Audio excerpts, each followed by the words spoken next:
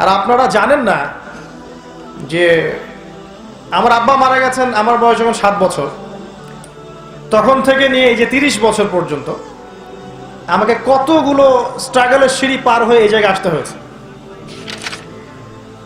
একটু বোঝেন, যারা পর্ন আসক্ত তারা একটা মেয়ের দিকে এই দৃষ্টিতে তাকাতে পারে না যে সে একটা মানুষ।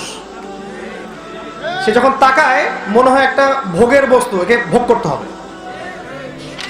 আল্লাহ পাকের কাছে এত পছন্দ হয়েছে কথাটা, আল্লাহ সূরা নাজিল করেছেন কুল হুয়াল্লাহু আহাদ, বলুন তিনি আল্লাহ এক।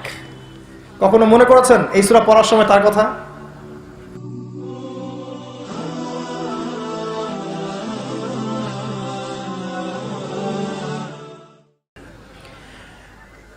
আমার প্রাণপ্রিয় সভাপতি, মাননীয়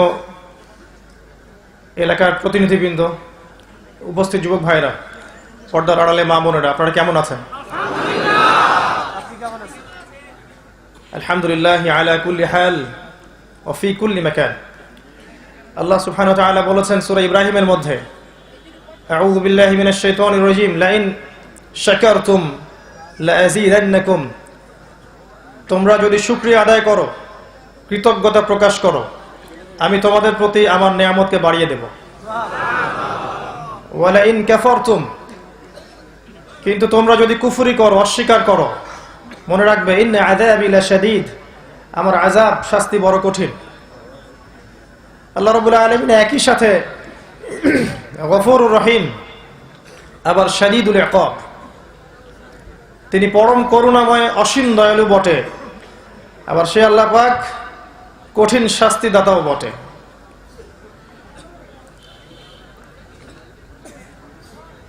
আজকে আমি চেষ্টা করব ইনশাআল্লাহ আযজা ওয়া জাল অত্যন্ত গুরুত্বপূর্ণ একটা টপিক নিয়ে কথা বলার জন্য। আজকের আলোচনার টপিক হচ্ছে মহাবিশ্বের মহাবিস্ময় মহাগ্রন্থ আল কোরআন। ইনশাআল্লাহ তাআলা এই বিষয়ে খুব সংক্ষিপ্ত সময়ের মধ্যে কিছু সারগর্ভ আলোচনা উপস্থাপন করার চেষ্টা করব ইনশাআল্লাহ। ওয়া মা তাওফীকি ইল্লা বিল্লাহ, আলাইহি তাওয়াক্কালতু ওয়া ইলাইহি উনীব।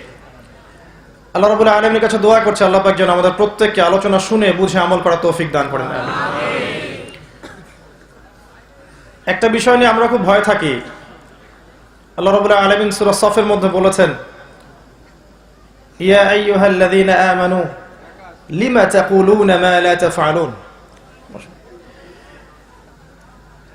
হে মুমিনগণ, তোমরা কেন এমন কথা বলো যেই কাজ তোমরা নিজেরাই করো না। তো আসলে অনেক বড় বড় কথা বলা অনেক সহজ, প্রতিশ্রুতি দেওয়া সহজ, ওয়াদা করা সহজ, এগুলোর উপর আমল করা, অঙ্গীকার রক্ষা করা এগুলো কঠিন। আল্লাহ বলেছেন কাবুরা মাকতান ইনদাল্লাহি আন তাকুলু মা লা তাফআলুন, আল্লাহ পাকের কাছে সবচেয়ে নিকৃষ্ট সেই কাজ যা তোমরা বলো কিন্তু করো না। মুসলিম জাতির বর্তমান অধঃপতনের অন্যতম কারণ হচ্ছে কথা এবং কাজে মিল না থাকা। মুসলিম জাতির অধঃপতনের অন্যতম কারণ হচ্ছে অজ্ঞতা, সুশিক্ষার অভাব, দ্বীনি শিক্ষার অভাব, কোরআন সুন্নাহকে দিয়ে বিশ্বকে চ্যালেঞ্জ করার সাহসিকতার অভাব। মুসলিম জাতির অধঃপতনের অন্যতম কারণ হচ্ছে অনৈক্য, বিভেদ, হিংসা, বিদ্বেষ, বিভাজন, অভ্যন্তরীণ ক্রন্দল এবং সেক্টেরিয়াল ডিভিশন, যেটা বলি আমি যে উম্মার মধ্যেই সাম্প্রদায়িক বিভক্তি।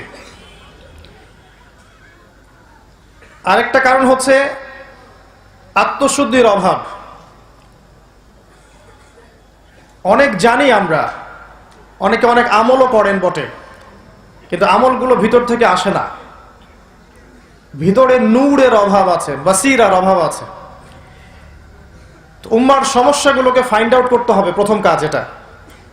এরপরে আপনি সলিউশনের চেষ্টা করতে পারবেন।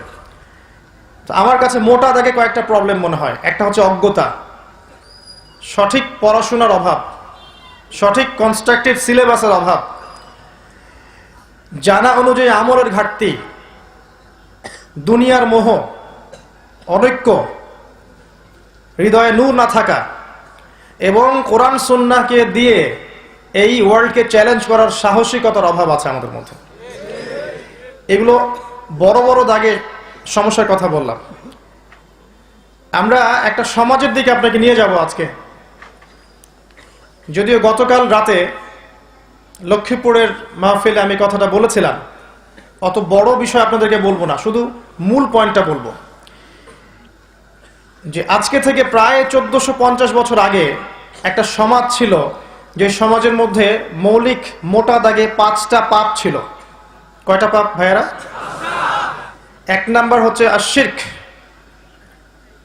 2 নাম্বার হচ্ছে রিবা, 3 নাম্বার হচ্ছে খামর মাদক, 4 নাম্বার নারী জাতির অবমাননা, আর 5 নাম্বার রক্তক্ষয়ী গোত্রীয় দ্বন্দ্ব।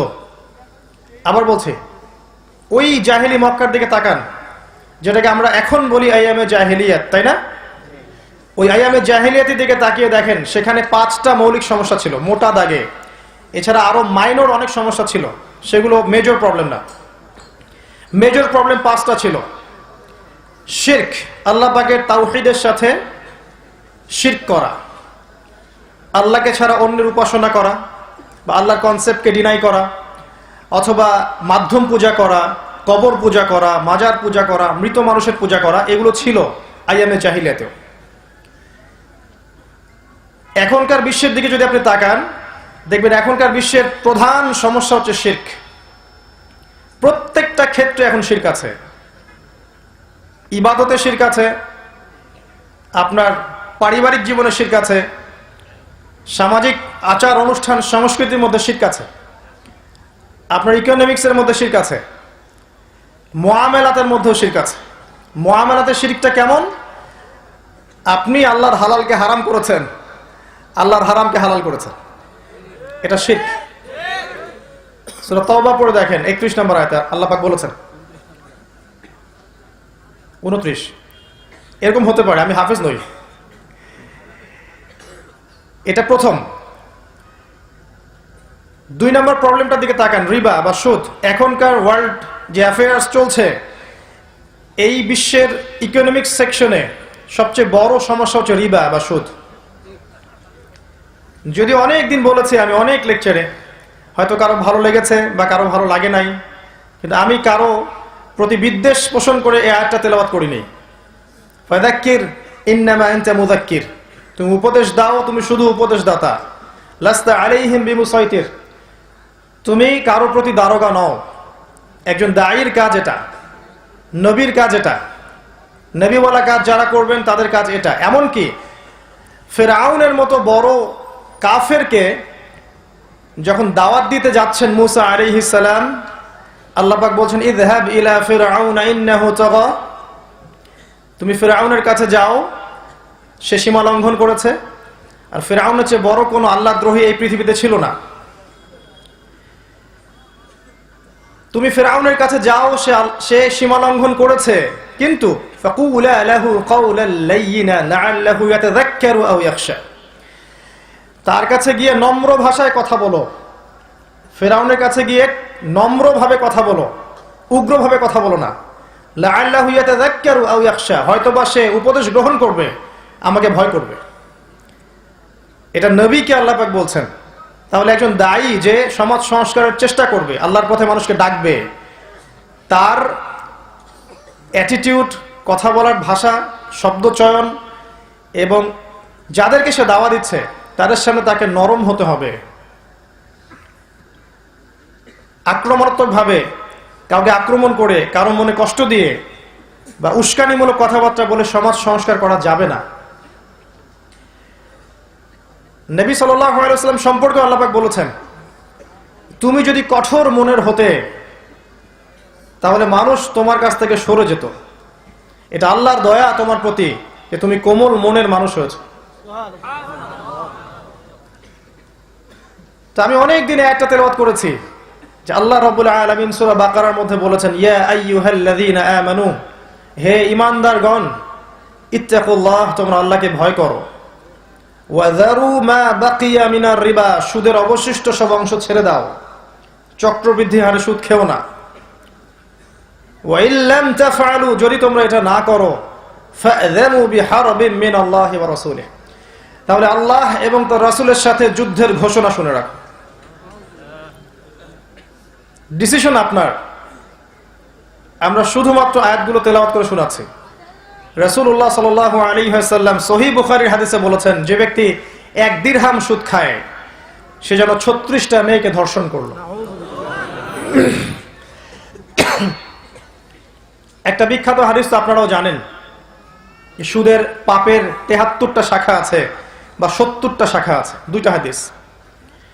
সবচেয়ে নিম্ন শাখা হচ্ছে নিজের মায়ের সাথে জিনা করা।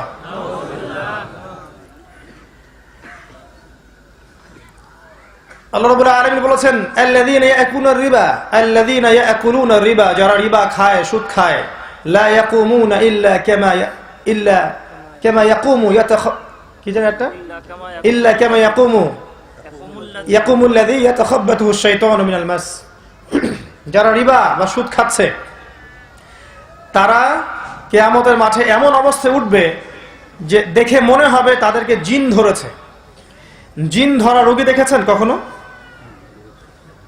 বাই দ্য ওয়ে, আপনারা তো জিনে বিশ্বাস করেন কিনা? এখনকার এই সভ্যতা তো জিনে বিশ্বাস করে না, এলিয়েনে বিশ্বাস করে। ফেরেশতাতে বিশ্বাস করে না, এলিয়েনে বিশ্বাস করে। জিনে বিশ্বাস করে না, এলিয়েনে বিশ্বাস করে। কারণ জ্ঞানের ডেফিনেশন তাদের কাছে হচ্ছে পরীক্ষা নিরীক্ষা পর্যবেক্ষণের মাধ্যমে যে সিদ্ধান্তে উপনীত হওয়া যায় সেটাই হচ্ছে জ্ঞান। অতএব আপনি আল্লাহ, ফেরেশতা, জিন, কবরের আযাব, মিজান, পুলসিরাত, জান্নাত, জাহান্নাম এগুলোকে আপনি পরীক্ষাগারে পরীক্ষা করে প্রমাণ করতে পারবেন না। দ্যাট ইজ ওয়াই এগুলোর কোনো এক্সিস্টেন্স বা অস্তিত্ব নাই। নাউযুবিল্লাহ। এটা ওদের স্কুল অফ থট, ওদের ফিলোসফিক্যাল থট, ওদের শিক্ষা দর্শন এটা। আর মুসলিমদের শিক্ষা দর্শন হচ্ছে ওয়াকুলিল হাক্কু মির রাব্বিকুম, হক বা সত্য মিথ্যার মানদণ্ড যেটা, সেটা আল্লাহর পক্ষ থেকে আসবে। আল ইলমু মিন ইনদিল্লাহ, জ্ঞান আল্লাহর পক্ষ থেকে আসে। ওয়া আল্লামাল আদামা আসমা কুল্লাহা, আল্লাহ পাক আদমকে প্রত্যেকটা নাম শিখিয়েছেন। আল্লামাল ইনসান মা লাম ইয়ালাম, মানুষকে সেই জ্ঞান শিক্ষা দিয়েছেন যা মানুষ জানতো না। অতএব বাই ডিএনএ সৃষ্টিগতভাবে আমাদের মধ্যে জ্ঞান ছিল না, আল্লাহ আমাদের মধ্যে জ্ঞান ইনস্টল করেছেন। এরপরে এই জ্ঞানটা ছড়িয়ে পড়েছে আদম থেকে আদমদের সন্তানের মধ্য থেকে। যাই হোক, তো সুদখোরদের অবস্থা হবে এমন কিয়ামতের মাঠে যেন তারা জিনগ্রস্ত, তাদেরকে জিন ধরার মতো অবস্থা থাকবে। আর নবী সাল্লাল্লাহু আলাইহি ওয়াসাল্লাম বলেছেন, আমি যখন মেরাজের রাতে সফর করেছি, আমি দেখেছি একদল মানুষকে রক্তের নদীতে ফেলে মাথা ফাটিয়ে দেওয়া হচ্ছে। নাউযুবিল্লাহ। আমি জিজ্ঞাসা করলাম, ইয়া জিবরিল, এরা কারা? আমাকে বলা হলো, এরা হচ্ছে আপনার উম্মতের সেই সব ব্যক্তি যারা ছিল সুদখোর। রক্তের নদী কেন? উত্তর দিতে পারবেন? এক্স্যাক্টলি, সুদের মধ্য দিয়ে মানুষের রক্ত চুষে খাওয়া হয়।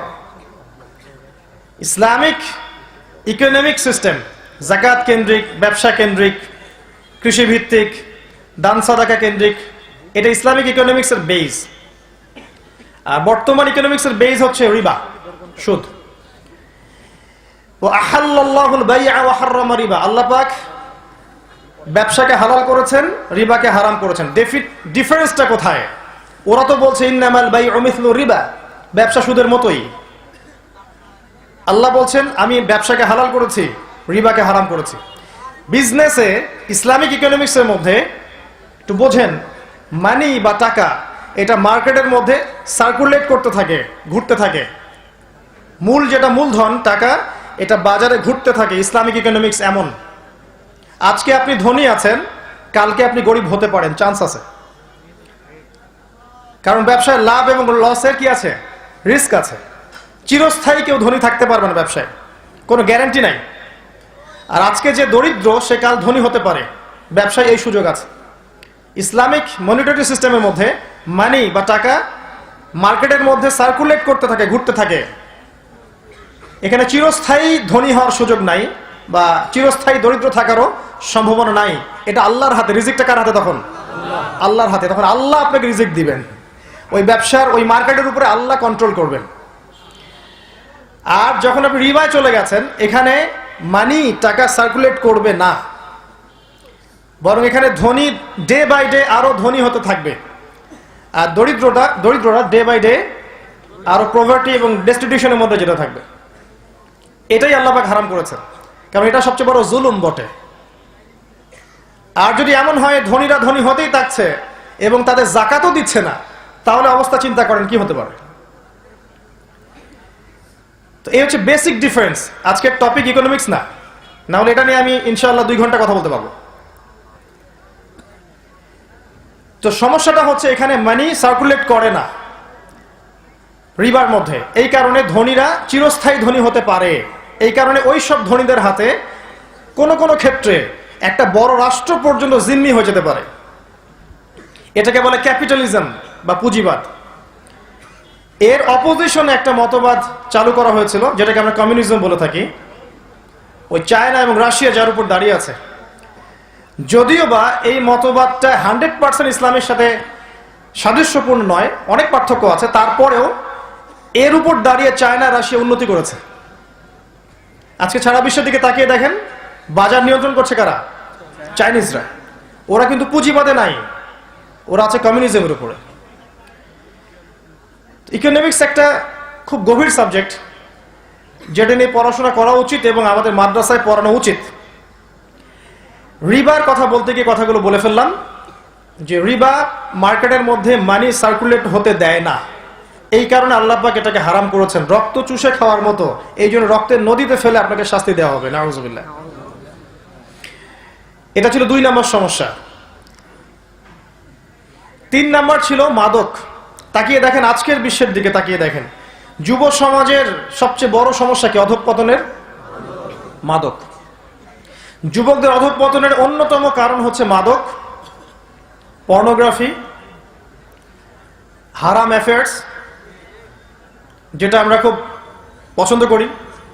এখন কোন কোন ক্ষেত্রে সহি প্রেমও চলছে, নাউযুবিল্লাহ।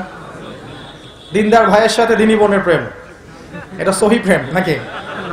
নাউযুবিল্লাহ।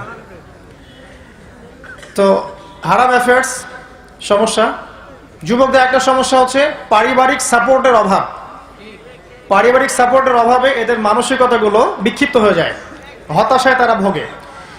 যখন তারা হতাশায় ভোগে তখন মাদকের কাছে যায়। গার্লফ্রেন্ডের কাছে সুখ না পেলে তখন মাদকের কাছে আসে, কখনো কখনো মিউজিকের কাছে যায়। এগুলো থেকে যখন চরিত্র খারাপ হয়ে যায় তখন পর্ন দেখা শুরু করে। একটা ছ্যাঁকা খেয়ে গেলে তখন মেয়েদেরকে আর ভালো লাগে না, তখন মনে হয় যে আমি আর বিয়ের সাথে কিছু করব না, সারা জীবন এগুলো খারাপ কাজ করেই বেড়াবো। মেয়েরা আসলে ভালো না, আমি কিন্তু বলিনি মেয়েরা ভালো না। কিছু মানুষ তখন মনে করে যে মেয়েরা আর ভালো না, এখন মেয়েদের সাথে হালাল সম্পর্কের দরকার নাই, খালি হারাম সম্পর্ক করব, জীবনটা পার করে ফেলাবো। ধনীর দুলাল হলে আরো মুশকিল, তখন চলে যাবে বারে, বিয়ার খাবে, হুইস্কি খাবে, অ্যালকোহল খাবে, মারামারি করবে, গুন্ডা মাস্তানি করবে। আর কোনো কোনো ক্ষেত্রে গুন্ডা মাস্তানি করে আবার কেরিয়ারও ভালো হয়ে যায়। অনেক সময় যে যত বড় গুন্ডা হতে পারে তার কেরিয়ার তত ভালো হয়ে যায়। তো এগুলো যুবকদের সমস্যা। একটা কথা বলি এখানে, যে প্রবলেমসগুলো হয়, হতাশা বলেন, মাদক বলেন, পর্নোগ্রাফি বলেন, আপনার হারাম অ্যাফেয়ার্স বলেন, বেকারত্ব, চাকরি পাচ্ছেন না, দারিদ্রতা, ফিউচারের টেনশন, বিয়ে করতে পারছেন না, সবকিছু কঠিন মনে হয়। এগুলো যুবকদেরকে নিয়ে যায় খারাপ পথের দিকে, শয়তানের আনুগত্যের দিকে। তখন তারা মনে করে এখানে গেলে মনে হয় সুখ পাবো, মনে হয় মিউজিকে সুখ পাবো, হয়তো মাদকে সুখ পাবো, বা গার্লফ্রেন্ডের কাছে গেলে সুখ পাবো, বা বড় পলিটিক্যাল পাওয়ার অ্যাচিভ করতে পারলে আমি সুখ পাবো, স্ট্যাটাস বাড়বে। বা অনেকে ধনী হওয়ার জন্য হারাম রাস্তা খোঁজেন, দ্রুত টাকা আর্ন করার জন্য। বিশ্বাস করেন ভাই, এগুলো আপনাকে চিরস্থায়ী সুখ শান্তি দিবে না। এগুলো সাময়িক একটা নেশা দিতে পারে, মাদকের মতো একটা সাময়িক নেশা, ঘোর দিতে পারে। চিরস্থায়ী সুখ শান্তি এবং সাকিনা কে দিবে জানেন? আল্লাহ রাব্বুল আলামিন। তার মাধ্যম হচ্ছে আল কোরআন এবং রাসূলুল্লাহ সাল্লাল্লাহু আলাইহি ওয়াসাল্লামের সুন্নাহ। আপনি সমস্ত এইসব উৎসগুলোকে ছেড়ে ফেলেন, ফেরে হাতের মধ্যে কোরআন ধরেন, দেখবেন মনের মধ্য থেকে প্রশান্তি পাচ্ছেন। কোরআন আপনাকে এত প্রশান্তি দিবে, এত সুখ দিবে, মনে এমন নূর নিয়ে আসবে, সারা দুনিয়া যদি আপনার থেকে দূরে চলে যায় আপনার কিচ্ছু মনে হবে না। আপনার আপনজনরা যদি আপনাকে নাও বোঝে আপনার কিচ্ছু মনে হবে না। আপনি হকের উপর থাকার পর দেখবেন সবকিছু সংকীর্ণ হয়ে আসছে, সবাই আপনাকে ছেড়ে চলে যাচ্ছে, ভালো মন্দ বলছে, পরিবার থেকে বাধা পাচ্ছেন, সমাজ থেকে বাধা পাচ্ছেন, পিতামাতা বাধা দিচ্ছে, গার্লফ্রেন্ড ছেড়ে চলে গেল, চাকরি পাচ্ছেন না, দাড়ি রাখছেন বলে বিয়ে হচ্ছে না, তো দেখবেন আপনার মনে তারপর একটা শান্তি কাজ করবে, কারণ আপনি কোরআন ধরে আছেন। আমি এই কথাগুলো এই জন্য বলতে পারি বিকজ আমি আপনাদের বয়সী, আর আপনারা জানেন না যে আমার আব্বা মারা গেছেন আমার বয়স যখন 7 বছর, তখন থেকে নিয়ে এই যে 30 বছর পর্যন্ত আমাকে কতগুলো স্ট্রাগলের সিঁড়ি পার হয়ে এই জায়গায় আসতে হয়েছে। আমাকে কেউ কখনো একটা ইসলামিক বই হাদিয়াও দেয়নি, বিশ্বাস করলেন? একটা বই, পুরো বংশ মিলে একটা ইসলামিক বই কেউ কিনে আমার হাতে তুলে দেয়নি, এটা পড়ো আল্লাহ তোমাকে হেদায়েত দিবে। আমার এই লেকচার হয়তো তারাও শুনবে, তারাও স্বীকার করবে কথাটা। তবে আমার আব্বা যতদিন বেঁচে ছিলেন, আল্লাহ পাক তাকে জান্নাতবাসী করুন, তিনি আমার শুরুটা করেছিলেন কোরআন দিয়েই, আলহামদুলিল্লাহ। তো এই জন্য আমি আপনাদের সাইকোলজিগুলো ভালো বুঝি। তো এই মাদকটা এখনকার বিশ্বের দেখবেন প্রধান সমস্যা যুবকদের অধঃপতনের। 1 নাম্বার কি প্রবলেম বলেছিলাম? শিরক। 2 নাম্বার সুদ। 3 নাম্বার হচ্ছে এই যে মাদক। আইন দিয়ে, প্রশাসন দিয়ে, পুলিশ দিয়ে লসগুলো বাস্তবায়ন করে কশ্চিনকালেও সমাজ থেকে 100% মাদক দূর করতে পারবেন না, যতক্ষণ পর্যন্ত মানুষের ভিতরটাকে, ইন্টারনাল যে আত্মাটা আছে, এটাকে আপনি আল্লাহর আনুগত্যে না নিয়ে আসতে পারছেন। যখন দেখবেন যুবকরা এসব থেকে মুখ ফিরিয়ে আল্লাহর কোরআনকে ধরেছে হাতে, নামাজ পড়ছে 5 ওয়াক্ত, দান সাদাকা করছে, কোরআন তেলাওয়াত করছে, রোজা রাখছে, দাড়ি ছেড়ে দিয়েছে, টাকনুর উপর কাপড় পরছে, হারাম অ্যাফেয়ার ছেড়ে দিয়েছে, হালাল খাচ্ছে, অটোমেটিক দেখবেন এই যুবক কশ্চিনকালেও মাদকের কাছে যাবে না। কিচ্ছু করতে হবে না, শুধু মানুষের অন্তর জগৎটাকে পরিবর্তন করতে হয়। এটাই ছিল নবীদের কাজ। তারা এসে মানুষের আত্মাটাকে, আমাদের নবী সাল্লাল্লাহু আলাইহি ওয়াসাল্লাম আগে মানুষের মস্তিষ্কটাকে, আত্মাটাকে পরকালমুখী করেছেন, দুনিয়া থেকে পরকালমুখী করেছেন। মানুষকে বুঝিয়েছেন যে তোমাকে মৃত্যুবরণ করতে হবে, কবরে সওয়াল জবাব হবে, জান্নাত জাহান্নামের বিষয় আছে, আল্লাহর সামনে দাঁড়িয়ে তোমাকে জবাবদিহি করতে হবে। এই চেতনা যখন ঢুকবে ভিতরে, অটোমেটিক দেখবেন মানুষ পাপ থেকে দূরে আছে। এরপরও পাপ হতে পারে, তখন পাপের শাস্তি হবে, আইন হবে, বিচার হবে। চতুর্থ সমস্যা ছিল ওই যুগে নারীর অবমাননা। এর কেউ হার মানিয়েছে। ধর্মের নামে আমরা ওদেরকে সম্পত্তি দিচ্ছি না, মুসলিম ধর্মের নামে আমরা ওদেরকে শিক্ষা দিচ্ছি না। নারীরা সারা দেশ চষে বেড়াবে, ফিতনা ছড়াবে না। দিনী মসজিদে আসলে বা দিনী হালাকায় আসলে ফিতনা ছড়াবে, তাই না? আমরা বলছি না এগুলো? শিক্ষা থেকে বঞ্চিত করছি, তাদের জন্য ভালো প্রতিষ্ঠান গড়ে তুলতে পারছি না। শুধু মেয়েরা পড়বে, মানে ছেলেদের ওখানে এন্ট্রান্স থাকবে না, শুধু মেয়েদের জন্য আলাদা স্বতন্ত্র প্রতিষ্ঠান গড়তে পারছি না। একটু ভাবেন, আপনার স্ত্রী বা আপনার বোন, আপনার মা শিখবে কোথায়? দিনটা শেখার মাধ্যমটা কি? আপনি না হয় এখানে আসছেন, অনেক মাহফিলে যাচ্ছেন, মসজিদে যাচ্ছেন, মাদ্রাসায় যাচ্ছেন, আলেম ওলামার সংস্পর্শে যাচ্ছেন, আপনার স্ত্রী কি হবে? আপনার বোন, আপনার মায়ের কি হবে? তো মেয়েদেরকে আমরা শিক্ষা দিতে ব্যর্থ হয়েছি এই দিনের নামে। অল্প কিছু মাদ্রাসা গড়ে উঠেছে মেয়েদের জন্য, সেগুলো কিন্তু ওয়েল কোয়ালিফাইড না, একদম এখনকার যুগ উপযোগী না। এটা আমাদের দৃষ্টিভঙ্গি থেকে মেয়ের প্রতি জুলুম হয়ে গেছে। আর এই হিউজ পপুলেশনকে অ্যাভয়েড করে আপনি কখনো সমাজ সংস্কার করতে পারবেন না। সমাজ তো দূরের কথা, পরিবারই সংস্কার করতে পারবেন না। যতই আপনি মুত্তাকি পরেজগার হন না কেন, স্ত্রী যদি লাইনে না থাকে ভাই, তাহলে আপনিও দেখবেন বেলাইনে চলে গেছে। আর স্ত্রী যদি লাইনে থাকে, আপনাকে আত্মবিশ্বাস দেয়, আল্লাহ ওয়ালি হয়, ইনশাআল্লাহ দেখবেন আপনি বিশ্ব জয় করতে পারবেন। আল্লাহ পাক আমাদের মা বোনদেরকে হেদায়েত দান করুন এবং তাদেরকে যাবতীয় অবমাননা থেকে আল্লাহ পাক হেফাজত করুন। এগুলোর বাইরেও আছে অশ্লীলতা। আজকে মেয়েদেরকে আমরা বেহায়ার মতো নামিয়ে দিয়েছি, পর্দার বালাই নাই, ফ্রি মিক্সিং, কো এডুকেশন, কো কারিকুলাম অ্যাক্টিভিটিস সব একসাথে চলছে। যেখানে যাবেন সেখানেই নারী, রাস্তাঘাটে, মার্কেটে, সিনেমা হলে, ব্যাংকে, এভরি সিঙ্গেল সেক্টর, বললে শেষ করতে পারবো না। আর বললে আমার মুখ দিয়ে এমন কিছু শব্দ বের হয়ে যেতে পারে যেটা হয়তো অনেকের পছন্দ হবে না। তো প্রত্যেকটা জায়গায় আল্লাহ পাক কখনো বলেননি যে মেয়েরা এই অধিকার পাবে না। আল্লাহর বক্তব্য শুধু এতটুকু ছিল, তারা তাদের ক্ষেত্রে স্বতন্ত্র স্বাধীন। মেয়েরা মেয়েদের কর্মক্ষেত্রে স্বতন্ত্র স্বাধীন, মেয়েরা মেয়েদের স্কুল কলেজে স্বতন্ত্র স্বাধীন। তারা সেখানে তাদের মতো করে পড়বে। নারী টিচার থাকবে, মহিলা টিচার থাকবে, যখন চাকরি বাকরি করবে সেখানে, ব্যবসা বাণিজ্য করবে সেখানে মহিলারা থাকবে। ফ্রি মিক্সিংটাকে আল্লাহ পাক অ্যালাউ করেন নাই। এটা কি আল্লাহর অপরাধ? এটা করে আল্লাহ পাক কি ভুল করেছেন? নাউজুবিল্লাহ। আল্লাহ পাক ইসলাম এভাবে নাজিল করে কি আমাদেরকে পিছিয়ে দিয়েছেন? এগিয়ে নিয়ে আপনারা করলেনটা কি করলেন? মহিলাদের পুরুষের ফ্রি মিক্সিং হলো, শিশু বয়স থেকে নিয়ে একদম চাকরি পর্যন্ত সব ফ্রি মিক্সিং। আর পর্দা উঠিয়ে দিলেন আস্তে আস্তে করে। উঠিয়ে দিলেন কারা? পরিবারের কর্তারা উঠিয়ে দিল।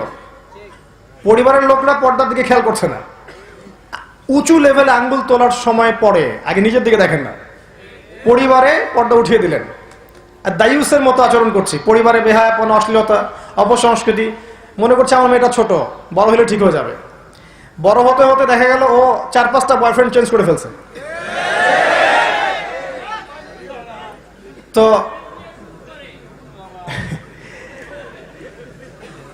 আপনাদের দিকেও আসছি ইনশাল্লাহ। আমরা কি করলাম তাহলে? ফ্রি মিক্সের মধ্য দিয়ে কি হলো?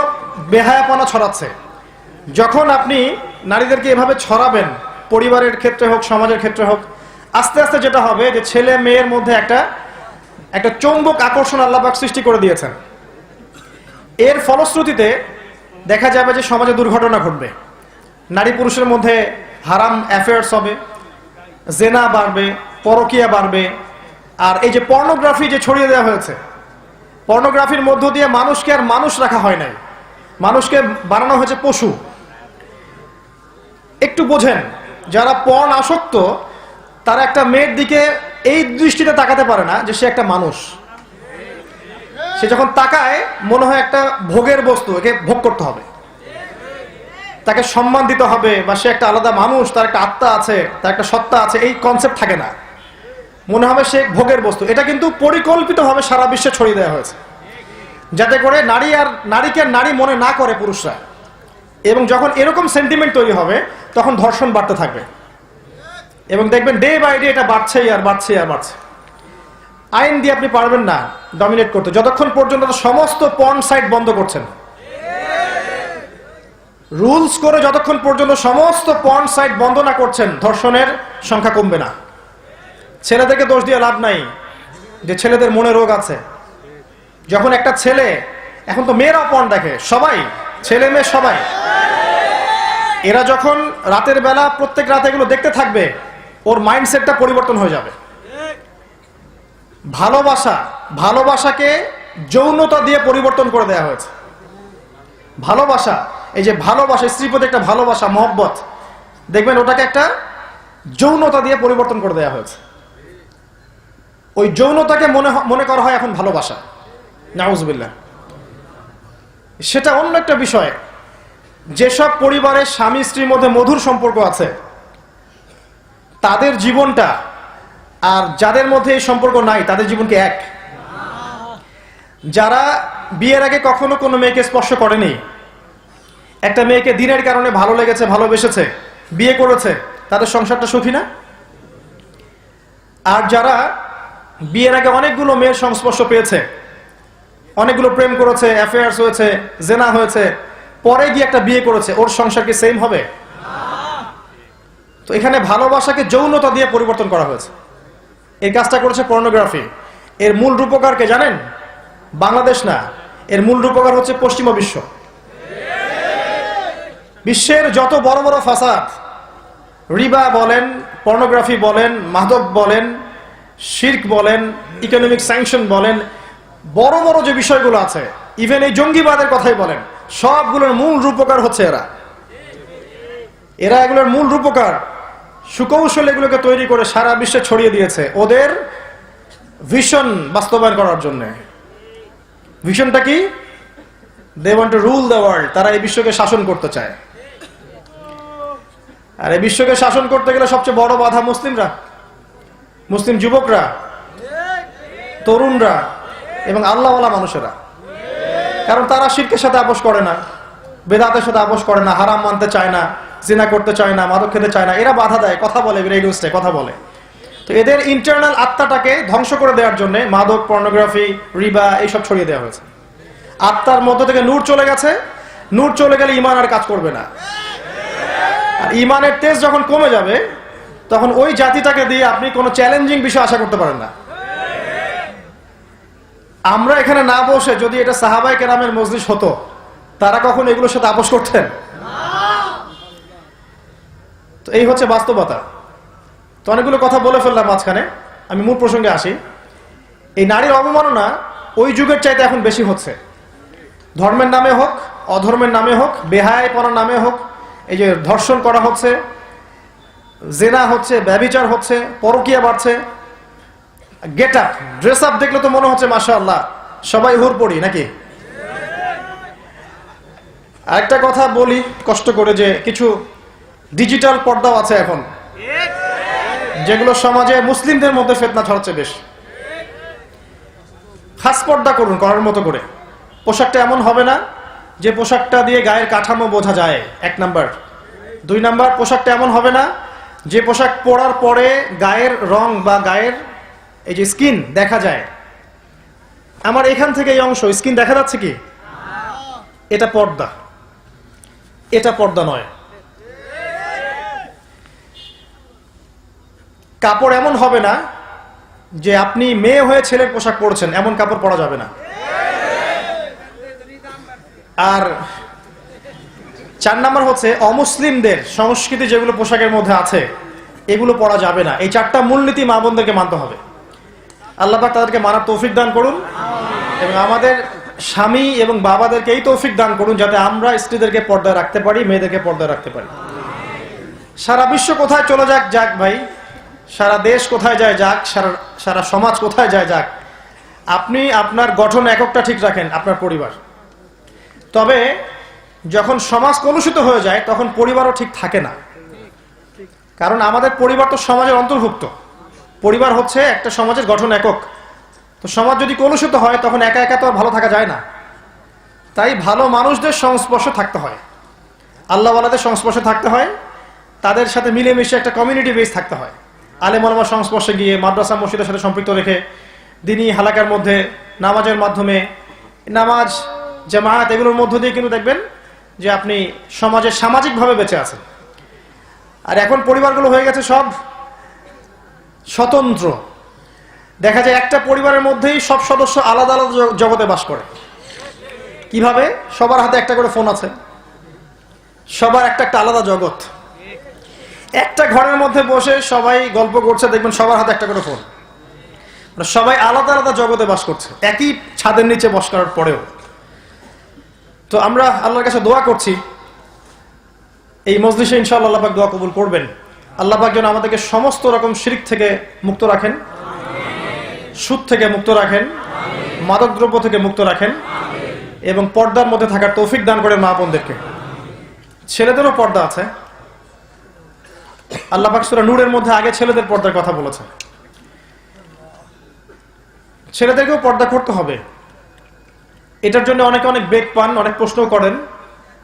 উত্তর আমি একটা দিব খালি, যে যত বেশি কোরআনকে সময় দিবে তার কাছে দুনিয়ার এই চাকচিক্য ভালো লাগবে না। যে যত বেশি কোরআনকে সময় দিবেন, আমার চাইতে আপনারা বেশি দিতে পারেন, আমি যে খুব বেশি দিচ্ছি তা বলছি না। এখানে অনেক উপস্থিত মানুষ আছেন যিনি হয়তো আমার চেয়ে বেশি তেলাওয়াত করেন, আমার চেয়ে বেশি গবেষণা করেন, অনেক বেশি সময় দেন।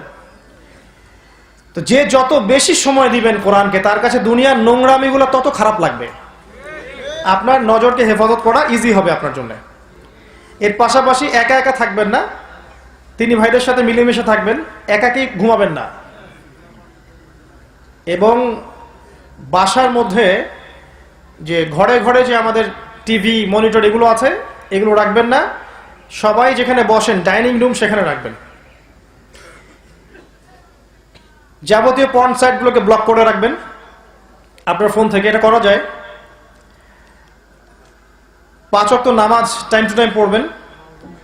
রাসূলুল্লাহ সাল্লাল্লাহু আলাইহি ওয়াসাল্লামের সুন্নাহ মতো চলার চেষ্টা করবেন এবং আপনার সাধ্য মতো আপনি দিনের দাওয়াতি কাজ করার চেষ্টা করেন, মানুষকে আল্লাহর পথে ডাকার চেষ্টা করেন। দেখবেন আপনার মন থেকেই এই খারাপ বিষয়গুলোর প্রতি আকর্ষণ কাজ করবে না, কমে যাবে ইনশাআল্লাহ।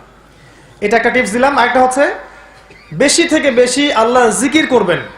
সুবহানাল্লাহ, আলহামদুলিল্লাহ, আল্লাহু আকবার, লা ইলাহা ইল্লাল্লাহ, লা হাওলা ওয়ালা কুওয়াতা ইল্লা বিল্লাহ, এগুলা। পাশাপাশি লা ইলাহা ইল্লাল্লাহু ওয়াহদাহু লা শারীকা লাহু লাহুল মুলকু ওয়া লাহুল হামদু ওয়া হুয়া আলা কুল্লি শাইইন কাদির, এটা। এছাড়াও সকাল সন্ধ্যা যত দোয়া আছে মাসনুন, এগুলো করলে আপনার মনের মধ্যে নূর চলে আসবে ইনশাআল্লাহ। আরেকটা বলবো, মৃত্যুকে স্মরণ বেশি বেশি স্মরণ করলে দেখবেন যে আপনার মনের মধ্য থেকে এই আকর্ষণগুলো উঠে যাচ্ছে। সব উঠে যাবে না তাই বলে আবার, না হলে তো আপনারও সমস্যা। পরে আবার স্ত্রীকে কি দিবেন? কিছু থাকবে, কিন্তু হারাম বিষয়ের প্রতি আকর্ষণ কমে যাবে ইনশাআল্লাহ। আল্লাহ পাক আমাদের সবাইকে হালালের উপর থাকার তৌফিক দান করুন, হারাম থেকে দূরে রাখুন। 5 নম্বর সমস্যা ছিল ওই যুগে রক্তক্ষয়ী দীর্ঘস্থায়ী সংঘাত। গোত্রগুলো ছিল, এই যে বনু হাশেম, তারপরে যে বনু কুরাইজা, বনু কাইনুকা, বনু তামিম, বনু তাইম, আপনার এদিকে বনু মাখজুম, অনেক গোত্র ছিল, অনেকগুলো গোত্র। এই গোত্রগুলোর মধ্যে অল্প মানে সামান্য ইস্যুতেই বড় বড় দীর্ঘস্থায়ী রক্তক্ষয়ী সংঘাত হয়েছে। এই সমস্যাটা কি এখন নাই? এই সমস্যাটা এখন বৈশ্বিক রূপ লাভ করেছে। দেখবেন, খেয়াল করে দেখবেন, এখন ধর্মের মধ্যে আমরা বিভিন্ন দলে বিভক্ত আছে না? পলিটিক্সের মধ্যে আমরা বিভিন্ন দলে বিভক্ত।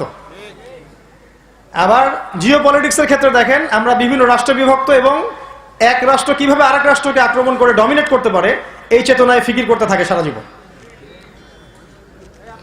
এবং কোন কোন ক্ষেত্রে দেখা যায় বিনা অপরাধে নিরীহদের উপর অত্যাচার করা হচ্ছে। এই যে দীর্ঘস্থায়ী রক্তক্ষয়ী সংঘাত আয়ামে জাহিলিয়াতের ওই সুন্নাহ, নাউজুবিল্লাহ, ওইটা এখনো কিন্তু বাস্তবায়িত আছে, বরং এখন আরো অনেক বড় স্কেল এটা পৌঁছে গেছে।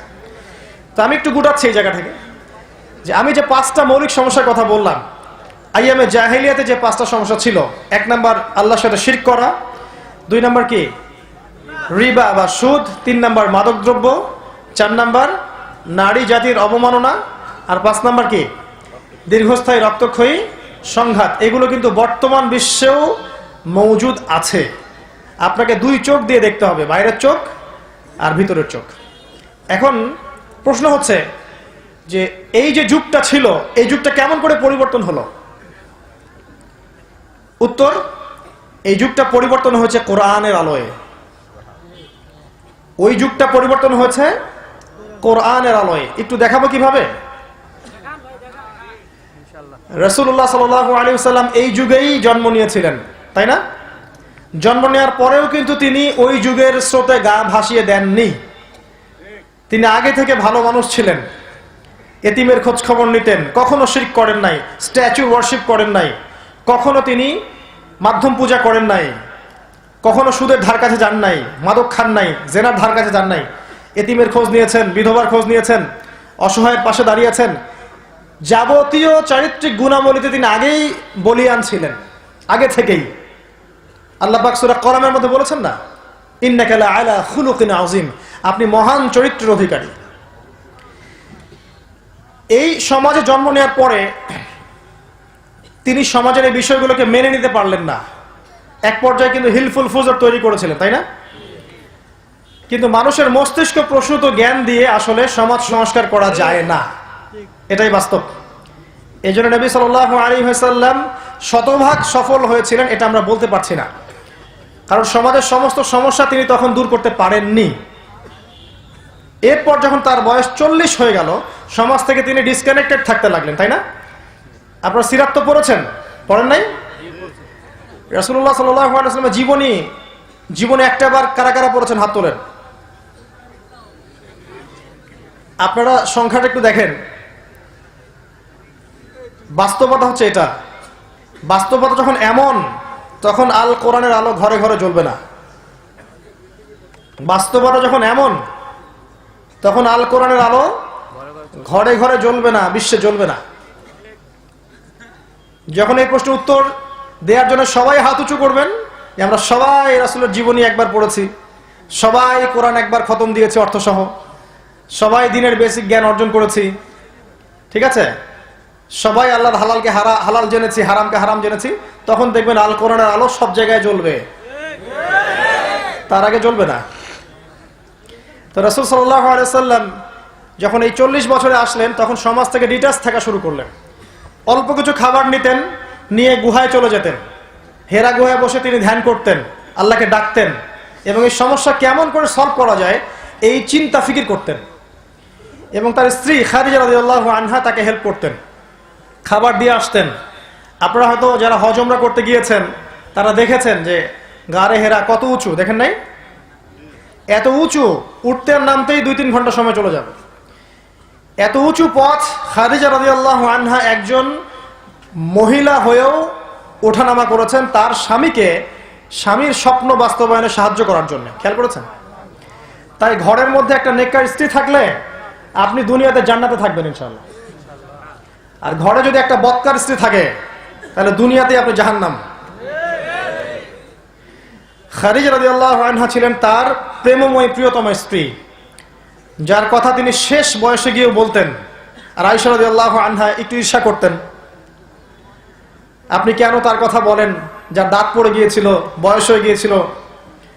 রাসূল সাল্লাল্লাহু আলাইহি ওয়াসাল্লাম বলতেন, আয়েশা তুমি তাকে ভালো মন্দ বলো না, কারণ যখন কেউ আমার প্রতি ঈমান আনেনি তখন খাদিজা আমার প্রতি ঈমান এনেছে। তাই কষ্টের সময় সাথীদেরকে ভুলে যাবেন না। কষ্টের সময় সাথীরাই হচ্ছে আপনার প্রকৃত বন্ধু। সুখের সময় অনেক মানুষ পাশে আসবে, তাকবীর দিবে, আল্লাহু আকবার বলবে, স্লোগান দিবে। বিপদের সময় দেখবেন কেউ নাই পাশে। আর এই জন্য আমি বলি একটা কথা বারবার, যে আল্লাহ ছাড়া আপন বলতে আসলে কেউ নাই। আল্লাহকে আপন করে নেন, সব আপনার হয়ে যাবে ইনশাআল্লাহ। আল্লাহকে পর করে অন্যদেরকে আপন করতে যান, সব ভেস্তে যাবে, কিছু থাকবে না। তো যাই হোক, রাসূল সাল্লাল্লাহু আলাইহি ওয়াসাল্লাম ওই গুহায় বসে চিন্তা করতেন কিভাবে এই সমাজটাকে পরিবর্তন করা যায়। ঠিক তখন আল্লাহর পক্ষ থেকে ওহী এসেছে। জিবরাইল আলাইহিস সালাম সশরীরে এসেছেন, তার 600টার পাখা ছিল, এসে বলেছেন ইকরা, পড়ুন। কি বলেছেন ভাই? ইকরা মানে পড়ুন। নবীজি বলেছেন মা আনা বিকারি, আমি তো পড়তে জানি না, কারণ তিনি লিখতেও জানতেন না, পড়তেও জানতেন না। আর এটাতে আসলে লজ্জা পাওয়ার কিছু নাই। স্বাক্ষর, নাম সাইন করতে পারলেই যে জ্ঞানী হওয়া যায় এমন নয় বিষয়টা। জ্ঞান আল্লাহর পক্ষ থেকে আসে। এমন অনেক মানুষ আছেন যারা লিখতে পড়তে জানেন না, কিন্তু অনেক জ্ঞানী সমাজের মধ্যে আছে না? এমন অনেক বড় বড় কিন্তু কবি, সাহিত্যিক, ঔপন্যাসিক ছিলেন যারা অনেক সময় এই যে স্কুলে পড়েন নাই, কলেজে পড়েন নাই, আছে না? তো রাসূল সাল্লাল্লাহু আলাইহি ওয়াসাল্লাম লিখতে জানতেন না, পড়তে জানতেন না, অক্ষর জ্ঞানহীন ছিলেন। আল্লাহ পাক তাকে বাছাই করেছেন যাতে মানুষ এটা বলতে না পারে যে তিনি কোরআন বানিয়ে রচনা করে নিয়ে এসেছেন। তার কাছে ওহী আসলো, তিনি বললেন আমি পড়তে জানি না। তো জিবরাইল আলাইহিস সালাম তাকে চেপে ধরলেন শক্ত করে, ছেড়ে দিলেন, দিয়ে বললেন ইকরা, পড়ুন এবার। নবীজি বললেন মা আনা বিকারি, আমি তো পড়তে জানি না। আবার চেপে ধরলেন, আবার ছেড়ে দিলেন। সহিহ বুখারীর হাদিস এটা। শেষে গিয়ে বললেন ইকরা বিসমি রাব্বিকাল্লাযী খালাক, পড়ুন আপনার সেই রবের নামে যিনি আপনাকে সৃষ্টি করেছেন। তাহলে দেখেন, সমাজের এই সমস্যাগুলোকে দূর করার জন্য, পরিবর্তন করার জন্য, জাহেলিয়াতিপূর্ণ সমাজকে আলোর সমাজ বানানোর জন্য আগে পড়তে হবে। কি করতে হবে? পড়তে হবে। আল্লাহ পাক তার নবীকে প্রথমে বলেন নাই নামাজ পড়ো, রোজা রাখো, যাকাত দাও, হজ করো, স্ট্যাচু ওয়ার্শিপ করো না, কিচ্ছু বলেন নাই। আল্লাহ পাক কি বলেছেন? পড়ো। কি পড়বেন?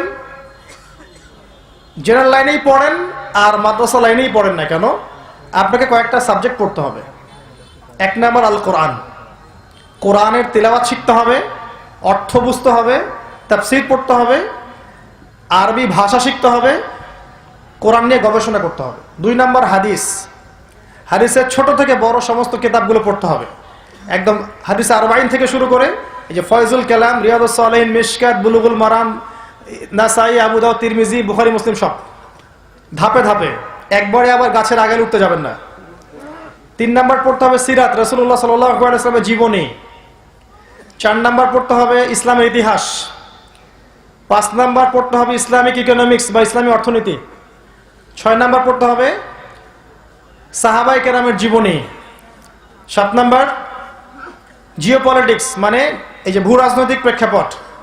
8 নম্বর হচ্ছে ফিলোসফি বা দর্শন, ইসলামিক ফিলোসফি। এই সাবজেক্টগুলো যদি আপনি পড়েন, জেনারেল লাইনেই পড়েন আর মাদ্রাসা লাইনেই পড়েন, ইনশাআল্লাহ দেখবেন আপনি কোরআন এবং সুন্নাহকে দিয়ে বিশ্বকে ব্যাখ্যা করতে পারছেন। আর একমুখী জ্ঞান অর্জন করে আগামী বিশ্বকে আমরা ডিল করতে পারবো না। একমুখী জ্ঞান, শুধু জেনারেলি পড়ছেন আর শুধু মাদ্রাসায় পড়ছেন, এর মধ্যে কোনো হারমোনিয়াস কম্বিনেশন নাই, কানেকশন নাই, তাহলে দেখবেন জ্ঞানগুলো হবে একমুখী। একজন মেডিকেল ডক্টর ইমামতি করবেন এমন যোগ্যতা অর্জন করতে হবে। আবার একজন ইমাম সাহেব সমাজের নেতা হবেন এই যোগ্যতা অর্জন করতে হবে। দ্বিমুখী পড়াশোনা করে আসলে খুব একটা ফায়দা হচ্ছে না। আর যারা জেনারেল লাইনে পড়ছেন তাদের প্রতি অনুরোধ থাকবে, আপনার জ্ঞানটাকে আপনি ইসলামের কল্যাণে ব্যয় করেন। ওই সাবজেক্টেই পড়েন, যে সাবজেক্ট আপনি পড়ছেন ওই জ্ঞানটাকে দ্বীনের খেদমতের দিকে নিয়ে আসেন। সম্ভব না? একজন ডক্টর তিনি কি ভালো সমাজসেবী হতে পারেন না? একজন ইঞ্জিনিয়ার তিনি কি সমাজকে ভালো কিছু দিতে পারেন না?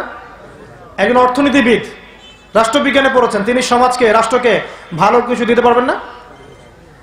এই সাবজেক্টগুলো কোনোটাই অন-ইসলামিক সাবজেক্ট নয়। হতাশ হবেন না, ওই সাবজেক্টটাই পড়বেন, কিন্তু আপনার বেসটা কি হবে? ইসলামিক। ইসলামের সাবজেক্টগুলো পড়বেন, কোরআন, আরবি ভাষা, সিরাত, হাদিস, ইসলামের ইতিহাস, ফিকটা বলতে ভুলে গিয়েছিলাম, ফিক, এবং ইসলামিক ইকোনমিক্স, জিওপলিটিক্স, এগুলো পড়বেন। আল্লাহ পাক সবাইকে পড়ার তৌফিক দান করুন। আপনাদের চেয়ে 1 ডিগ্রি বেশি হলে আমাকে যেন পড়ার তৌফিক দান করেন, না হলে তো আমাকে আর এখানে ডাকবেন না, আমাকে ওখানে বসা লাগবে আর আপনারা এখানে বসবেন। এটা যেন হয়, দোয়া করি, এটাও যেন হয়, আল্লাহ যেন কবুল করে। আমি তো রাসূল সাল্লাল্লাহু আলাইহি ওয়াসাল্লামকে প্রথম পড়তে বলা হয়েছে। এবার খেয়াল করে দেখেন, এই ওহীটা আসলো কখন? যখন তার বয়স 40। এবার 23 বছর পরে চলে যান, 23 বছর পর চলে যান। এবার আপনি মক্কার দিকে তাকান, যখন রাসূল সাল্লাল্লাহু আলাইহি ওয়াসাল্লামের বয়স হচ্ছে 63। কত বছর? 63। এই মাত্র 23 বছর, অনলি 23 ইয়ার্স। এই 23 বছরের ব্যবধানে আপনি দেখেন ওই আইয়ামে জাহিলিয়াতের কোনো শিরক মক্কায় আর বাকি নাই। আছে? বোঝেন এই জায়গাটা ভালো করে। আইয়ামে জাহিলিয়াতের কোনো রিবা বা সুদ মক্কায় আর বাকি নাই। আছে? আইয়ামে জাহিলিয়াতের কোনো মাদক মক্কায় নাই। আইয়ামে জাহিলিয়াতের কোনো নারীর অবমাননা মক্কায় নাই। এবং ওই যে গোত্রীয় দ্বন্দ্ব, হানাহানি, মারামারি, কাটাকাটি মক্কায় আছে? নাই। সবাই ভাই ভাই হয়ে গেছে। এক কথায় অন্ধকারাচ্ছন্ন একটা সমাজ টোটালি নূর এবং আলোকিত সমাজে পরিণত হয়েছে। কিসের পর হবে? ওই যে ইকরা, পড়ুন। কি পড়বেন? বিসমি রাব্বিকাল্লাযী খালাক। যে জ্ঞান আপনাকে আল্লাহর দিকে নিয়ে যায় সেই জ্ঞান অর্জন করতে বলেছেন আল্লাহ পাক। পড়ুন আপনার সেই রবের নামে যিনি আপনাকে সৃষ্টি করেছেন, মানে স্রষ্টার দিকে যে জ্ঞান নিয়ে যাচ্ছে সেই জ্ঞান আপনি জ্ঞানী হন। আল্লামাল ইনসান মা লাম ইয়ালাম, মানুষকে যে জ্ঞান শিক্ষা দিয়েছেন আল্লাহ পাক, এই জ্ঞানটা মানুষ জানতো না। ঠিক এরপরে একটা ওহী এসেছে সূরা মুদ্দাসির, ইয়া আইয়ুহাল মুদ্দাসির কুম ফাআনযির। রাসূল সাল্লাল্লাহু আলাইহি ওয়াসাল্লাম ভয় পেয়ে গিয়েছিলেন, না জানি আমার কি হয়ে গেল, কয়েকবার আত্মহত্যার চেষ্টা করেছিলেন। আল্লাহ পাক তাকে হেফাজত করেছেন।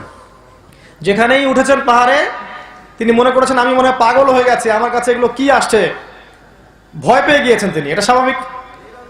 তখন আল্লাহ রাসূল সাল্লাল্লাহু আলাইহি ওয়াসাল্লামকে জিবরাইল আলাইহিস সালাম বলতেন যে ইয়া মুহাম্মদ আনতা রাসূলুল্লাহ ওয়া আনা জিবরিল। আপনি পাগল নন, আপনি নিজের নফসকে নিয়ে ভয় পায়েন না, আপনি আল্লাহর রাসূল এবং আমি হচ্ছে জিবরিল। তার মনটা ওহী আসার যোগ্য হতে, মানে ধারণ ক্ষমতা, কারণ ওহীর একটা ওয়েট আছে, আছে না? ওহীর একটা ভার আছে। কেমন ভার জানেন? সহিহ বুখারী একটা হাদিসে এসেছে, অন্য কিতাবেও আছে, যে শীতের রাত্রে যখন রাসূলুল্লাহ সাল্লাল্লাহু আলাইহি ওয়াসাল্লামের উপরে ওহী নাজিল হতো, ঘামে তার কপালটা ঘেমে যেত, গা দিয়ে দরদর করে ঘাম পড়তো। এটা হচ্ছে ওহীর একটা ওজন আছে। যায়েদ বিন সাবিত একজন সাহাবী ছিলেন রাদিয়াল্লাহু আনহু। তিনি বলেছিলেন যে একবার রাসূল সাল্লাল্লাহু আলাইহি ওয়াসাল্লামের পা আমার পায়ের উপরে ছিল, শুয়েছিলেন তিনি আমার সাথে, পাটা রেখেছেন আমার পায়ের উপরে এভাবে। তখন তার কাছে ওহী এসেছে একটা, মনে হচ্ছিল যে আমার পা মনে হয় এই যে পাহাড়ের নিচে পড়েছে, পাটা গুঁড়া হয়ে যাবে, এত ভারী মনে হচ্ছিল। তো ওহীর একটা ওজন আছে, লাউ আনজালনা হাযাল কুরআন আলা জাবাল, যদি আমি এই কোরআনকে পাহাড়ে নাজিল করতাম, লা রাআইতাহু খাশিআম মুতাসাদ্দিআম মিন খাশিয়াতিল্লাহ, তাহলে হে নবী আপনি দেখতেন এই পাহাড়টা আল্লাহর ভয়ে চূর্ণ বিচূর্ণ হয়ে থরথর করে কাঁপছে। ওই কোরআনই আমাদের মনের মধ্যে আছে, কিন্তু আমাদের মনে কোনো ভাবান্তর হয় না। তো ওহী আসতে মনটাকে ওহীর পাওয়ার যোগ্য করতে, স্থির করতে একটু সময় লেগেছে। এরপরে ওই এসেছে সূরা মুদ্দাসিরের প্রথম 5 আয়াত, ইয়া আইয়ুহাল মুদ্দাসির, হে চাদর আবৃত রাসূল, কুম ফাআনযির, আপনি উঠুন এবং সতর্ক করুন। এখানে উঠুন মানে বিছানা থেকে উঠুন নয়, উঠুন মানে হচ্ছে হকটা নিয়ে সমাজে নেমে পড়ুন এবং মানুষকে সতর্ক করুন। রব্বাকা ফাকাব্বির, আপনার রবের তাকবীর পাঠ করুন। ওয়া সিয়াবাকা ফাতাহহির, আপনার দেহ এবং আত্মাকে পরিষ্কার করে রাখুন। ওয়া রুজজা ফাহজুর, এবং অহেতুক কথা এবং কাজ এগুলো এড়িয়ে চলেন। এরপরে ওহী আসা শুরু হলো, একটার পর একটা, একটার পর একটা। যখন যে সিচুয়েশন তখন সেই ওহী। 23 বছর পর আপনি মক্কাকে দেখেন, এখানে নাই কোনো শিরক, নাই কোনো রিবা, নাই কোনো মাদক, না নারীর কোনো অবমাননা আছে, আর না কোনো গোত্রীয় হানাহানি আছে। এই সময়টুকুতে প্রিয় ভাইরা, রাসূলুল্লাহ সাল্লাল্লাহু আলাইহি ওয়াসাল্লাম এবং সাহাবায়ে কেরাম আসলে কি করেছেন, এইটুকু বলে আমি শেষ করছি। এই সময়টুকুতে তারা আসলে কি করেছেন? শুধু কি দাওয়াতি কাজ করেছেন, বা শুধু কি আমল করেছেন, না শুধু জিকির করেছেন, নাকি শুধু কোরআন তেলাওয়াত করেছেন, না শুধু বদর উহুদের মতো যুদ্ধ করেছেন? কি করেছেন আসলে?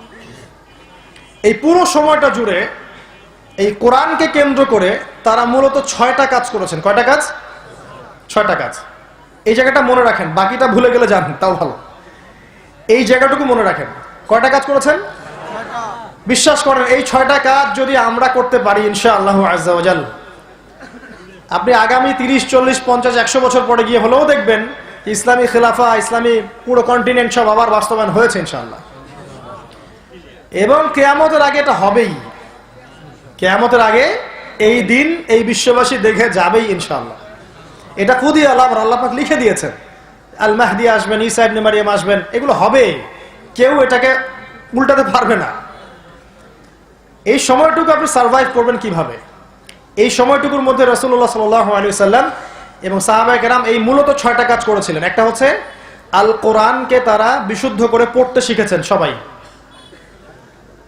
আমাদের মতো সবাই কোরআন তেলাওয়াত করতে পারি তো ইনশাআল্লাহ? যারা পারি না আবার শিখবো ইনশাআল্লাহ, আর যারা পারি আরো ভালো করে শিখবো ইনশাআল্লাহ। শয়তান 3টা ধোঁকা দিবে, এসে বুঝাবে যে আপনি অনেক জানেন, আপনার জানার দরকার নাই।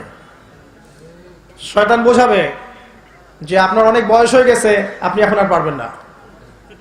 আর শয়তান এসে আবার বোঝাবে, যদি এই দুইটাকে উত্তীর্ণ করে সামনে চলে যান, শয়তান আবার আসবে, এসে বলবে যে সামনে অনেক সময় পড়ে আছে, পরে শিখে নিব।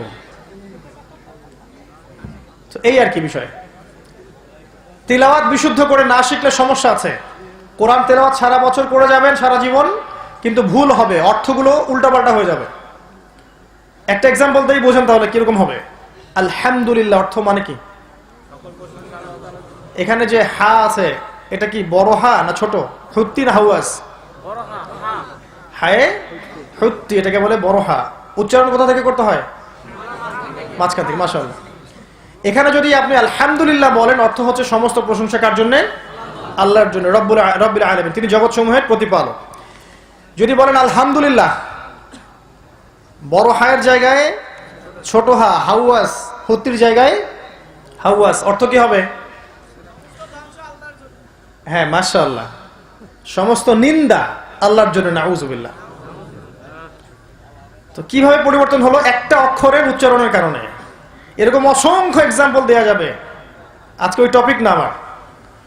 এক কথায় বলতে যাচ্ছি যে কোরআন বিশুদ্ধ করে, মদ, মাখরাজ, তাজবিদ এগুলো বিশুদ্ধ করে সুন্দর মতো শিখতে হবে। আর নিয়মিত তেলাওয়াত করবেন। নিয়মিত বলতে যদি সবচেয়ে ভালো হয় দৈনিক 1 পারা করে পড়তে পারলে। আমার স্ত্রীর প্রতি আল্লাহ পাক রহম করুন, তার কথা বলি মাঝে মাঝে মনে পড়লে, সে মাশাআল্লাহ দিনে 1 পারা করে তেলাওয়াত করে, আর কিছু করুক আর না করুক, আমাকে ভাত খাইতে দেখ আর না দেখ, 1 পারা তেলাওয়াত করবে মাশাআল্লাহ। 1 পারা তেলাওয়াত করলে মাসে 30 দিনে আপনার 30 পারা তেলাওয়াত হয়ে যাবে। প্রত্যেক মাসে 1 খতম, প্রত্যেক হরফে 10টা করে নেকি পাবেন। আলিফ লাম মিম বললে 30 নেকি পাবেন। এই কোরআন আপনার পক্ষে সাক্ষী দিবে, কোরআন আপনার জন্য সুপারিশ করবে, আল্লাহর সাথে তর্ক করবে। সূরা মুলক আপনাকে কবরের আযাব থেকে বাঁচাবে ইনশাআল্লাহ। সূরা বাকারার শেষের 3টা আয়াত সারা রাত নফল পড়ার জন্য যথেষ্ট হবে। আয়াতুল কুরসি ফরজ নামাজের পরে পড়বেন, আপনার জান্নাতে যাওয়ার জন্য একটাই বাধা, মউত, মৃত্যু হয়ে গেলে জান্নাত। সূরা কাহফ আপনাকে দাজ্জালের ফিতনা থেকেও বাঁচাবে। সূরা কাহফ, যার চেয়ে বড় কোনো ফিতনা পৃথিবীতে আসেনি, আসবে না। অসংখ্য ফজিলত, অসংখ্য ফজিলত। এক কথায় কোরআনের তেলাওয়াতের কারণে আপনার হায়াতে, রিজিকে, সময়ে দেখবেন বারাকা নেমে আসছে, আল্লাহর রহমত নেমে আসবে। আর এটা আল্লাহর কালাম, যার মধ্য দিয়ে আপনি সরাসরি আল্লাহর সাথে কথা বলবেন। এই কাজটা তারা করেছিলেন, যদি আমরা করতে পারি ইনশাআল্লাহ তাআলা দেখবেন সমাজের মধ্যে পরিবর্তন আসছে, কোরআনময় সমাজ হচ্ছে ইনশাআল্লাহ। 2 নাম্বার হচ্ছে তারা আল কোরআনের অর্থটা বুঝতেন, শুধু তেলাওয়াত করতেন এমন নয়, অর্থও কিন্তু বুঝতেন। তা আমরা যারা তেলাওয়াত করতে জানি বা হিফজ করেছি, আমরা কি অর্থটা বুঝি? অর্থটা অবশ্যই বুঝতে হবে। অর্থ বোঝার জন্য আরবি ভাষা এবং ব্যাকরণ শেখার কোনো বিকল্প নাই। যদি আরবি ভাষা এবং ব্যাকরণ না শেখেন, তাহলে আপনি একটা ভাবার্থ পাবেন, আপনি গভীরে ঢুকতে পারবেন না। আমার কথা হয়তো বুঝতে পারছেন না। কোরআনের আয়াতের ভিতরে ঢুকতে পারবেন না, ভাবার্থ বা ভাষা একটা অর্থ পাবেন। এই যে একটা আয়াত বলছি, মনে করেন যে ইন্না আরাদনাল আমানাতা আলাস সামাওয়াতি ওয়াল আরদ ওয়াল জিবাল ফাআবাইনা আন ইয়াহমিলনাহা ওয়া আশফাকনা মিনহা ওয়া হামালাহা আল ইনসান ইন্নাহু কানা যালুমান জাহুলা। এই একটা আয়াত পড়লেন, তাফসীর খুলে দেখবেন বা অর্থ দেখবেন, একটা অর্থ পড়লেন, আপনি ফিল করতে পারেন নাই যেটা আমি ফিল করলাম। আল্লাহ বলছেন যে আমি এই আমানতটা, ইসলাম এই যে আমানত, কোরআন সুন্নাহ, আল্লাহর যে হালাল হারাম, এই আমানতটাকে এই মহাবিশ্বের উপর সোপর্দ করতে চেয়েছিলাম, এই পৃথিবীর উপরে সোপর্দ করতে চেয়েছিলাম, পাহাড়ের উপরে সোপর্দ করতে চেয়েছিলাম। তারা ডিনাই করেছে, নিতে চায় নাই। ওয়াশফাকনা মিনহা, তারা পিছিয়ে পড়েছে, ব্যাকফুটে চলে গেছে, আমরা নিব না, নিতে পারবো না। ওয়া হামালাহাল ইনসান, মানুষ এই আমানত গ্রহণ করেছে, আমরা গ্রহণ করেছি। ওয়া কানাল ইনসানু যালুমান জাহুলা, মানুষ জালেম এবং জাহেল। অর্থের ভিতরে ঢুকতে পারবেন না কিন্তু। ইন্নাল ইনসানা লিরাব্বিহি লাকানুদ, মানুষ তার রবের প্রতি অকৃতজ্ঞ চরমভাবে। ওয়া ইন্নাহু আলা যালিকা লাশাহিদ, আর মানুষ নিজেই এর সাক্ষ্যের জন্য যথেষ্ট। অর্থ ফিল করতে পারবেন না। ইন্নাহু লাকুরআনুন কারীম ফি কিতাবিন মাকনুন লা ইয়ামাসসুহু ইল্লাল মুতাহহারুন, এগুলা ফিল করতে পারবেন না। ভাষা অর্থ পাবেন। এই যে তাব্বাত ইয়াদা আবি লাহাবি ওয়া তাব, পড়ে যাবেন কিন্তু বুঝতে পারবেন না কি জিনিস। আবু লাহাব ছিল নবী সাল্লাল্লাহু আলাইহি সাল্লামকে অবমাননাকারী। কিয়ামত পর্যন্ত আবু লাহাবকে আল্লাহ পাক মুসলিমদের কণ্ঠে এভাবে লানত করতে থাকবেন, ধ্বংস হোক আবু লাহাবের 2 হাত এবং সে নিজেও। যখন আবু লাহাবের সম্পর্কে এটা পড়বেন, তাব্বাত ইয়াদা আবি লাহাবি ওয়া তাব, আপনার ফিলিংস থাকতে হবে যে আপনি নবীর দুশমনকে গালি দিচ্ছেন। প্রত্যেক যুগে যুগে আবু লাহাব থাকবে না? প্রত্যেক যুগে যুগে আবু জাহেল, আবু লাহাব আছে না? আপনি এটা পড়ছেন কোরআনে, ফিল পাবেন না। ইকরা কিতাবাক ওয়া কাফা বিনাফসিকাল ইয়াওমা আলাইকা হাসিবা, কিয়ামতের মাঠের দৃশ্য বুঝতে পারবেন না শুধু ভাষা অর্থ দিয়ে। আল্লাহ বলছেন পড়ো তোমার কিতাব, তোমার আমলনামা নিজেই পড়ো, আজকে তোমার হিসাব নেওয়ার জন্য তুমি একাই যথেষ্ট। অর্থ পড়ে ফিল করা যায়? অর্থ বলে ফিল করা যায় না, আরবি শিখতে হবে। ওয়াইন কুনতুম ফি রাইবিন মিম্মা নাযালনা আলা আবদিনা ফাতু বিসূরাতিন মিন মিথলি, তোমরা যদি সন্দেহ করে থাকো এই কোরআন অন্য কারো পক্ষ থেকে আসছে, আরেকটা কোরআন রচনা করে নিয়ে আসো দেখি। এই চ্যালেঞ্জ ফিল করতে পারছেন? ইন তানসুরুল্লাহ ইয়ানসুরকুম ওয়া ইউসাব্বিত আকদামাকুম, আল্লাহ বলছেন তোমরা যদি আল্লাহকে সাহায্য করো, আল্লাহও তোমাদেরকে সাহায্য করবেন। ফিল করতে পারছেন?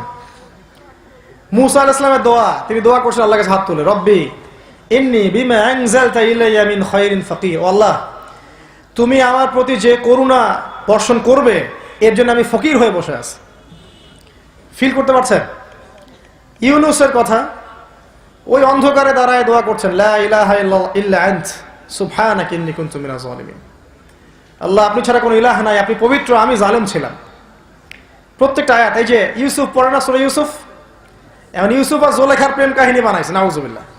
আরে বোকা মানুষ বোঝে না যে ইউসুফ আর জোলেখার প্রেম কাহিনী নয় সূরা ইউসুফ। এটা হচ্ছে ইউসুফ আলাইহিস সালামের সাথে তার বাবা ইয়াকুবের প্রেম কাহিনী। ভালো করে পড়ে দেখবেন, এখানে ইয়াকুব তার বাবার সাথে তার সন্তান ইউসুফের যে প্রেম ভালোবাসা এটা বোঝানো হয়েছে। বাচ্চাকে ভাইরা বলছে যে ইউসুফকে আমাদের সাথে দেন, নিয়ে যাই খেলতে। বাবা বলছেন আমার মন টানছে না, আমার মন টানছে না। যখন তিনি অন্ধ হয়ে গেলেন, পড়ে দেখেন, এটা আহসানুল কাসাস, সবচেয়ে সেরা উপন্যাস। যখন তিনি অন্ধ হয়ে গেলেন, ওই যে রুমাল পাঠিয়ে দেওয়া হলো না, চোখের উপরে রাখবেন, চোখ ভালো হয়ে যাবে, পড়ে দেখবেন। রুমাল আসতে আসতেই ইয়াকুব আলাইহিস সালাম বলছেন আমি ইউসুফের গন্ধ পাচ্ছি দূর থেকে। কার প্রেম কাহিনী এটা? ইউসুফ জুলেখা? সুবহানাল্লাহ। এক একটা সূরা আপনি কোথায় নিয়ে যাব আপনাকে। এই যে ওয়াদ-দুহা ওয়াল-লাইলি ইযা সাজা, যখন নবী সাল্লাল্লাহু আলাইহি ওয়াসাল্লাম মন খারাপ, সবাই বলছে যে মুহাম্মদকে তার রব ত্যাগ করেছে, আল্লাহ পাক আয়াত নাযিল করছেন, আরে দ্বীপ্রহরের কসম, রাতের কসম, মা ওয়াদ্দাআকা রাব্বুকা ওয়া মা ক্বালা, তোমার রব তোমাকে ছেড়েও দেন নাই, প্রত্যাখ্যানও করেন নাই। ওয়ালা সাউফা ইউতিকা রাব্বুকা ফাতারদা, তোমার রব শীঘ্রই তোমাকে দান করবেন, তুমি সন্তুষ্ট হয়ে যাবে ইনশাআল্লাহ। কি আবেগ! আলাম ইয়াজিদকা ইয়াতীমান ফাআওয়া, আমি আল্লাহ কি তোমাকে এতিম পাই নাই, এরপরে তোমাকে আশ্রয় দেইনি? ওয়াজাদাকা দাল্লান ফাহাদা, আমি কি তোমাকে পথভ্রষ্ট পাই নাই, আমি কি তোমাকে হেদায়েত দেইনি? ফাআম্মাল ইয়াতীমা ফালা তাকহার, তুমি এতিমদের প্রতি কঠোর হয়ো না। ওয়া আম্মা সাইলা ফালা তানহার, কেউ হাত পাতলে চাইলে ওকে ফিরিয়ে দিও না। ওয়া আম্মা বিনি'মাতি রাব্বিকা ফাহাদ্দিস, তুমি তোমার রবের নিয়ামতগুলো বর্ণনা করতে থাকো। পরে সূরা জান, আলাম নাশরাহ লাকা সাদরাক, তোমার সদর কি প্রশস্ত করিনি আমি? ওয়া ওয়াদা'না আনকা ওয়িজরাক, তোমার পিঠ থেকে বোঝা কি নামিয়ে দেইনি? এই সূরার মধ্যে আছে ফাইন্না মা'আল উসরি ইউসরা, ইন্না মা'আল উসরি ইউসরা, নিশ্চয়ই কষ্টের সাথেই কি আছে? স্বস্তি আছে। অবশ্যই কষ্টের সাথেই স্বস্তি আছে। এক একটা সূরা ফিল করতে হবে। আপনি আরবি ভাষা না জানলে, অর্থ না বুঝলে আপনি ফিল করতে পারবেন না। এটা লিখে নেন, আরবি ভাষা শেখা খুব কঠিন কিছু না। বাংলাদেশে একজন বড় আলেম আছেন, যার নাম হচ্ছেন আবু তাহের মেজবা সাহেব, নাম শুনেছেন না? কওমি মাদ্রাসায় যারা পড়েন সবাই তার বই পড়েছে, এসো আরবি শিখি, পড়েছেন না? কোর্স করেন, আরবি ভাষার কোর্স করেন। ইন্টারনেটে অনেক কোর্স আছে, www.understandquran.com এরকম একটা সাইট আছে, এখানে সুন্দর করে কোরআনের কোর্স পড়ানো হচ্ছে। ইন্টারনেটে অনেক কিছু আছে, এগুলো দেখে দেখেও আপনি আরবি ভাষা শিখতে পারবেন। আরবি ভাষা না জানলে কোরআনকে ফিল করতে পারবেন না। আর আমি বলি, কোরআনকে ফিল যতক্ষণ করতে পারবেন না, চোখ দিয়ে পানি পড়বে না। কোরআন বহু হাফেজ তেলাওয়াত করে, তারাবির নামাজে পড়ে না? কয়দিন কান্নাকাটি করছেন বলেন তো? কিন্তু যেদিন আপনার সন্তান অসুস্থ হয়ে গিয়েছিল, বা হয়তো আপনার প্রেমময় স্ত্রী গর্ভবতী ছিল, ক্রিটিক্যাল কেস, আপনার মা অসুস্থ, বাবা অসুস্থ, আপনি আল্লাহর কাছে দোয়া করেছেন, হাত তুলে কান্নাকাটি করেন নাই? চোখ দিয়ে পানি আসলো কেমন করে? ফিল করেছেন আবেগ দিয়ে। কোরআনটা যদি আবেগ দিয়ে না পড়তে পারেন, চোখ দিয়ে পানি পড়বে না। আর যার কোরআন তেলাওয়াত করতে করতে চোখ দিয়ে পানি ঝরে, সে ইনশাল্লাহ দেখবেন ওই চোখ দিয়ে আল্লাহর অবাধ্যতা কিছু করতে পারবে না, ওই মুখ দিয়ে আল্লাহর বিধানের বাইরে কিছু বলবে না, ওই দেহ দিয়ে আল্লাহর আনুগত্য ছাড়া আল্লাহ পাকের অবাধ্যতা কিছু করবে না। এটা খুব বড় একটা লেভেল। সাহাবায়ে কেরাম রাদিয়াল্লাহু আনহু কোরআন তেলাওয়াত করতেন, ডুকরে কাঁদতেন। আবু বকর সিদ্দিক বলা হতো গালাবা আলাইহিল বুকা, তার উপরে কান্না বিজয়ী হতো সব সময়। রাসূল সাল্লাল্লাহু আলাইহি ওয়াসাল্লাম যখন কোরআন তেলাওয়াত করতেন, মনে হতো যে এই বুকের ভিতরে ভাত রান্না করার সময় ডেকচিতে একটা শব্দ হয় না, এই শব্দটা তার বুক থেকে বের হতো। যে মানুষের কোনো পাপ নাই, আগেও কোনো পাপ নাই, পরেও কোনো পাপ নাই, যিনি সর্বপ্রথম জান্নাতে যাবেন, যিনি আমাদেরকে বলেছেন আমরা তার ভাই, যিনি হাউজে কাউসারে আমাদের জন্য অপেক্ষা করবেন, যিনি একমাত্র ব্যক্তি যিনি সুপারিশ করবেন এই উম্মতের কবিরা গুনাহগার ব্যক্তিদের জন্য, তিনি রাতের বেলা কিয়ামুল লাইল করতেন, কোরআন তেলাওয়াত করতে করতে করতে করতে কাঁদতে কাঁদতে পা ফুলে যেত। আর আমরা তো মাশাআল্লাহ পাপের সাগরে ডুবে থেকেও মনে করছি আমরা জান্নাতে যাব, কারণ লা ইলাহা ইল্লাল্লাহ বলেছে মুখ দিয়ে একবার। ওই যে হাদিস পড়ছে, মান ক্বালা লা ইলাহা ইল্লাল্লাহ দাখালাল জান্নাহ, তাই না? শোনেন, যদি লা ইলাহা ইল্লাল্লাহ মুখ দিয়ে খালি বললেই জান্নাতে যাওয়া যেত, তাহলে প্রত্যেক মুনাফিকও জান্নাতে যেত। কারণ মদিনায় যত মুনাফিক ছিল তারা কি লা ইলাহা ইল্লাল্লাহ বলে মুসলিম হয় নাই? তাহলে ওরা কেন জাহান্নামে যাবে? আল্লাহ পাক কেন বললেন যে আল্লাহ পাক মুনাফিক এবং কাফেরদেরকে জাহান্নামে একত্রিত করবেন? কেন বললেন? আর মুনাফিকদের অবস্থান হবে একদম অতল তলে, কি জন্য বললেন? মানে লা ইলাহা ইল্লাল্লাহ এটা হচ্ছে হক, ভিতর থেকে হৃদয় থেকে লা ইলাহা ইল্লাল্লাহ এবং মৌখিক স্বীকৃতি না আসলে সে জান্নাতে যেতে পারবে না। শুধু মৌখিক স্বীকৃতি বোঝানো হয়নি, কলবের আনুগত্য বোঝানো হয়েছে। আল্লাহ পাক আমাদেরকে বোঝার তৌফিক দান করুন। কোরআনকে ফিল করতে হবে। এই সূরাগুলো নিয়ে কথা বলতে থাকলে রাত শেষ হয়ে যাবে। সূরা ফিল পড়েন আপনারা, আলাম তারা কাইফা ফাআল রাব্বুকা বিআসহাবিল ফিল, তাই না? এটা জাস্ট পড়ে যান। এখানে আবরাহার ঘটনা আছে, আপনাকে বুঝতে হবে এই যুগটা কিন্তু আবরাহার যুগ না। এই যুগে আপনাকে পাখি এসে এখান থেকে বাঁচাবে না। নিজের সমস্যার সমাধান নিজেদেরকে করতে হবে। ইন্নাল্লাহা লা ইউগাইয়িরু বিকওমিন হাত্তা ইউগাইয়িরু মা বিআনফুসিহিম। একটা কওম যতক্ষণ নিজের অবস্থার পরিবর্তনের চেষ্টা করে না ততক্ষণ আল্লাহ পাক তার অবস্থা পরিবর্তন করেন না। এই যে সূরা ইখলাস পড়েন, কুল হুয়াল্লাহু আহাদ, কখনো কি এটা পড়ার সময় ওই বেলাল রাদিয়াল্লাহু আনহুর কথা মনে পড়েছে? বেলাল রাদিয়াল্লাহু আনহু ইসলাম কবুল করে আল্লাহর কাছে দোয়া করছেন, আল্লাহ আমাকে মুক্ত করে দাও, আল্লাহ আমাকে মুক্ত করো, আমি দাসের জীবন ভালো লাগে না। ওই দিনই ওর মনিব উমাইয়া বিন খালাফ জেনে গেল যে বেলাল ইসলাম কবুল করেছে। এরপর তার গলার মধ্যে রশি পেঁচিয়ে মক্কার রাস্তায় রাস্তায় ঘোরানো হয়, ছেঁচড়ানো হয়, টানা হয়, ছেলেরা তাকে পাথর মারে, এক পর্যায়ে বালুর মধ্যে শুইয়ে দেওয়া হয়, চাবুক পিটানো হয়, উপরে পাথর চাপা দেওয়া হয়। যারা শ্বশুর বাড়িতে গিয়েছেন দুই একবার তাদের এগুলো মায়ের অভিজ্ঞতা আছে। তো এই ব্যক্তিকে বলা হচ্ছে বেলাল রাদিয়াল্লাহু আনহুকে যে একটা বার খালি বলতে হবে যে লাত এবং উজ্জার কসম। কি বলতে হবে? লাত এবং উজ্জার কসম। আল্লাহর বাদ দিয়ে খালি একটা কসম কাটতে হবে। অথবা এতটুকু বলতে হবে মুহাম্মদ কাযযাব, মুহাম্মদ মিথ্যাবাদী, নাউযুবিল্লাহ। আর সে বলছে, বেলাল রাদিয়াল্লাহু আনহু শুয়ে শুয়ে বলছে, আহাদুন আহাদ, যিনি এক তিনি এক। আহাদুন আহাদ, যিনি এক তিনি এক। আহাদুন আহাদ, যিনি এক তিনি একক। আল্লাহ পাকের কাছে এত পছন্দ হয়েছে কথাটা, আল্লাহ সূরা নাযিল করেছেন, কুল হুয়াল্লাহু আহাদ, বলুন তিনি আল্লাহ এক। কখনো মনে করেছেন এই সূরা পড়ার সময় তার কথা? একটা একটা করে সূরা পড়বেন। এই যে দুনিয়ার চাকচিক্যে ডুবে আছেন না অনেকে, আমরাও সবাই আছি কম বেশি। আল্লাহ বলছেন আলহাকুমুত তাকাসুর হাত্তা যুরতুমুল মাকাবির। এই প্রাচুর্যের প্রতিযোগিতা তোমাদেরকে মোহাচ্ছন্ন করে রেখেছে যতক্ষণ না তোমরা কবরে পৌঁছাচ্ছ।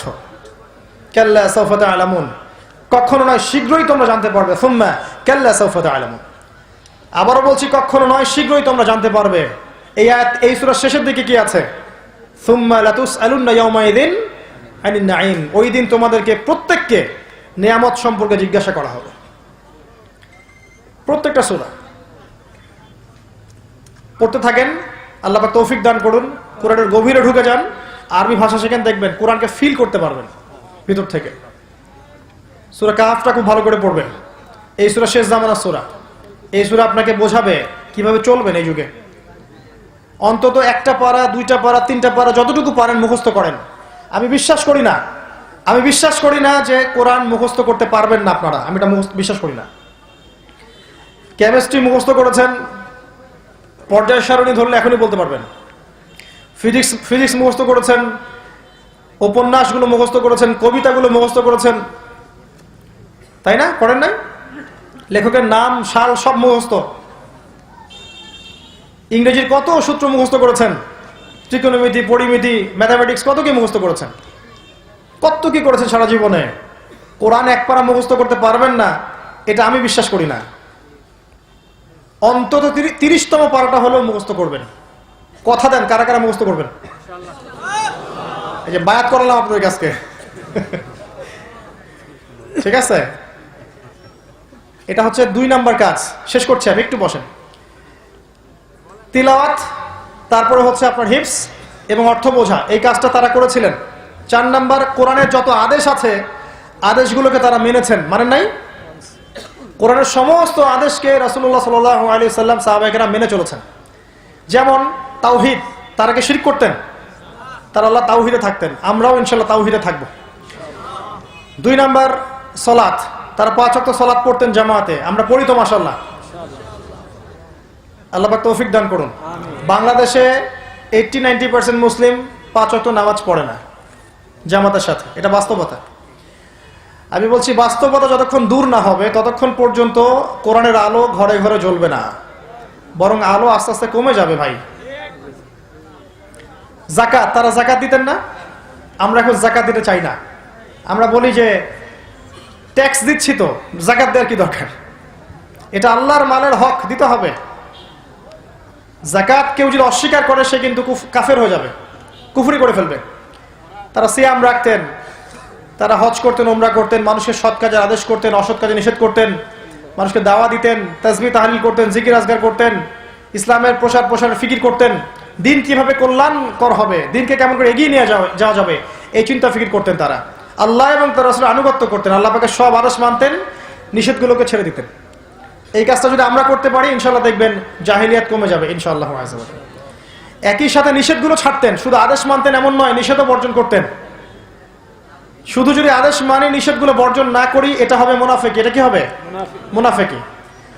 শুধু নামাজ পড়লেই হবে না, সুদটাও ছাড়তে হবে, ঘুষটাও ছাড়তে হবে, দুর্নীতি করা যাবে না, অন্যের সম্পদ অন্যায়ভাবে লুটপাট করা যাবে না, নিজের ক্ষমতার দাপটে অন্যের উপর জুলুম করা যাবে না, প্রতিবেশীর অধিকার খর্ব করা যাবে না, আত্মীয়তার সম্পর্ক ছিন্ন করা যাবে না, মাদক গ্রহণ করা যাবে না, জিনার ধার কাছেও যাওয়া যাবে না, শিরকের ধার কাছে যাওয়া যাবে না, বেদাত করা যাবে না, এগুলো করা যাবে না। শুধু ভালো কাজ করবো এমন নয়, নিষেধ থেকেও দূরে থাকতে হবে। তখন গিয়ে দেখবেন আপনি জাহিলিয়াত কমছে, তার আগে কমবে না। যদি শুধু আদেশ মানে নিষেধ বর্জন না করি তাহলে সুসংবাদ আছে। কি আছে? সুসংবাদটা শোনাই। সূরা বাকারা আয়াত নাম্বার 85-86 আল্লাহ বলেছেন, আফাতুমিনুনা বিবাদিল কিতাবি ওয়া তাকফুরুনা বিবাদ। তবে কি তোমরা আল্লাহর কিতাবের কিছু অংশকে মানো আর কিছু অংশকে অস্বীকার করো? ফামা জাযাউ মান ইয়াফআলু যালিক ইল্লা খিজিয়ুন ফিল হায়াতিদ দুনিয়া। যারা এরকম কাজ করবে আল্লাহর কিতাব, কারণ পথ চলতে গেলে গুনাহ হবেই, কবিরা গুনাহ হবেই, শয়তান ওয়াসওয়াসা দিবেই, হতাশা চলে আসবে, গুনাহ হয়ে গেছে মনে হয় সব শেষ হয়ে গেল, পড়ে গেলে আবার উঠে দাঁড়াবেন, ওযু করবেন, 2 রাকাত নামাজ পড়বেন, ইস্তেগফার করবেন, আবার পথ চলবেন ইনশাআল্লাহ। এভাবে চলতে থাকবেন, শয়তান হেরে যাবে ইনশাআল্লাহ, আপনার ঈমান জিতে যাবে ইনশাআল্লাহ। যার শেষ ভালো তার সব ভালো। ইন্নামাল আমালু বিল খাওয়াতিম, শেষটা যার ভালো হবে সব ভালো হবে তার। এমন অনেক ব্যক্তি জান্নাতে যাবে যারা এখন দুনিয়াতে চলছে দেখে মনে হচ্ছে এরা জাহান্নামে যাবে। আল্লাহর রাসূল বলেছেন মানুষের তাকদীর তার উপর বিজয়ী হবে, যার তাকদীর লেখা আছে সে জান্নাতি। দেখা যাবে দুনিয়াতে অনেকদিন পাপ কাজ করছে, হঠাৎ তাকদীর তার প্রতি বিজয়ী হবে, সে আবার ভালো পথে ফিরে আসবে, ভালো কাজ করতে এই অবস্থা তার মৃত্যু হবে। দেখবেন এই ব্যক্তি জান্নাতে চলে গেছে। আবার দেখবেন অনেক মানুষ আছে যারা দুনিয়াতে দেখবেন ভালো কাজ করছে মাশাআল্লাহ, খালি ভালো কাজ, এক পর্যায়ে তাকদীর ভাগ্য বিজয়ী হবে, এরা শেষ বয়সে গিয়ে খারাপ করা শুরু করবে এবং খারাপ করতে ওই অবস্থায় মারা যাবে। নাউযুবিল্লাহ। তাকদীর আল্লাহর পক্ষ থেকে লেখা হয়ে গেছে, আল্লাহর কাছে ভালো তাকদীর চাইতে হবে, দোয়া করতে থাকতে হবে। আদেশও মানবো ইনশাআল্লাহ, নিষেধ বর্জন করবো ইনশাআল্লাহ। আর 2টা কাজ শেষ করছি। 1 নাম্বার, তারা কোরআনের দাওয়াত দিতেন, প্রচার প্রসার করতেন। আমরাও যেন কোরআন পড়ার পাশাপাশি, অর্থ বোঝার পাশাপাশি, আমল করার পাশাপাশি মানুষকে শিখাই, মানুষকে দাওয়াত দেই, কোরআনের মেসেজগুলো মানুষের কাছে পৌঁছে দেয়। এটা শুধু মুসলিমদের গ্রন্থ নয়, মানে মুসলিমদের জন্যই নয়, এটা পুরো মানব জাতির জন্য। অমুসলিমদেরকেও কোরআনের দাওয়াত দিবেন ইনশাআল্লাহ তাআলা। আমি চোখের পানি একদিন বের হয়ে গেছে এই কথা শুনে, যে কিছু জায়গা থেকে ফোন আসছে এবং বলা হচ্ছে যে ভাইয়া অমুসলিম ছিলাম, আপনার লেকচারের কিছু অংশ শুনে আজকে মুসলিম হয়েছে। তখন মনে হলো যে আলহামদুলিল্লাহ, অ্যাটলিস্ট আমি এই জমিনের উপরে আবর্জনার মতো নেই। কিছু মানুষ অমুসলিম, কিছু মানুষ লেকচার শুনে মুসলিম হচ্ছে। এটা ভালো এই কারণে যে ইসলাম কিন্তু হৃদ্যতার ধর্ম, সৌহার্দ্যের ধর্ম। ইসলাম কিন্তু কখন অন্য ধর্মের মানুষের উপর আক্রমণ করতে শিখাচ্ছে না, যতক্ষণ না একটা মুসলিম স্টেটকে কোনো অমুসলিম আক্রমণ করছে। আমাদেরকে ইসলাম, আল্লাহ রাব্বুল আলামিন কিন্তু আমাদেরকে আক্রমণাত্মক মনোভাব শিখাচ্ছেন না, সৌহার্দ্য, হৃদ্যতা, ভালোবাসা শিখাচ্ছেন। ইসলামের সৌন্দর্য দিয়ে অমুসলিমদের মন জয় করে ফেলা সম্ভব।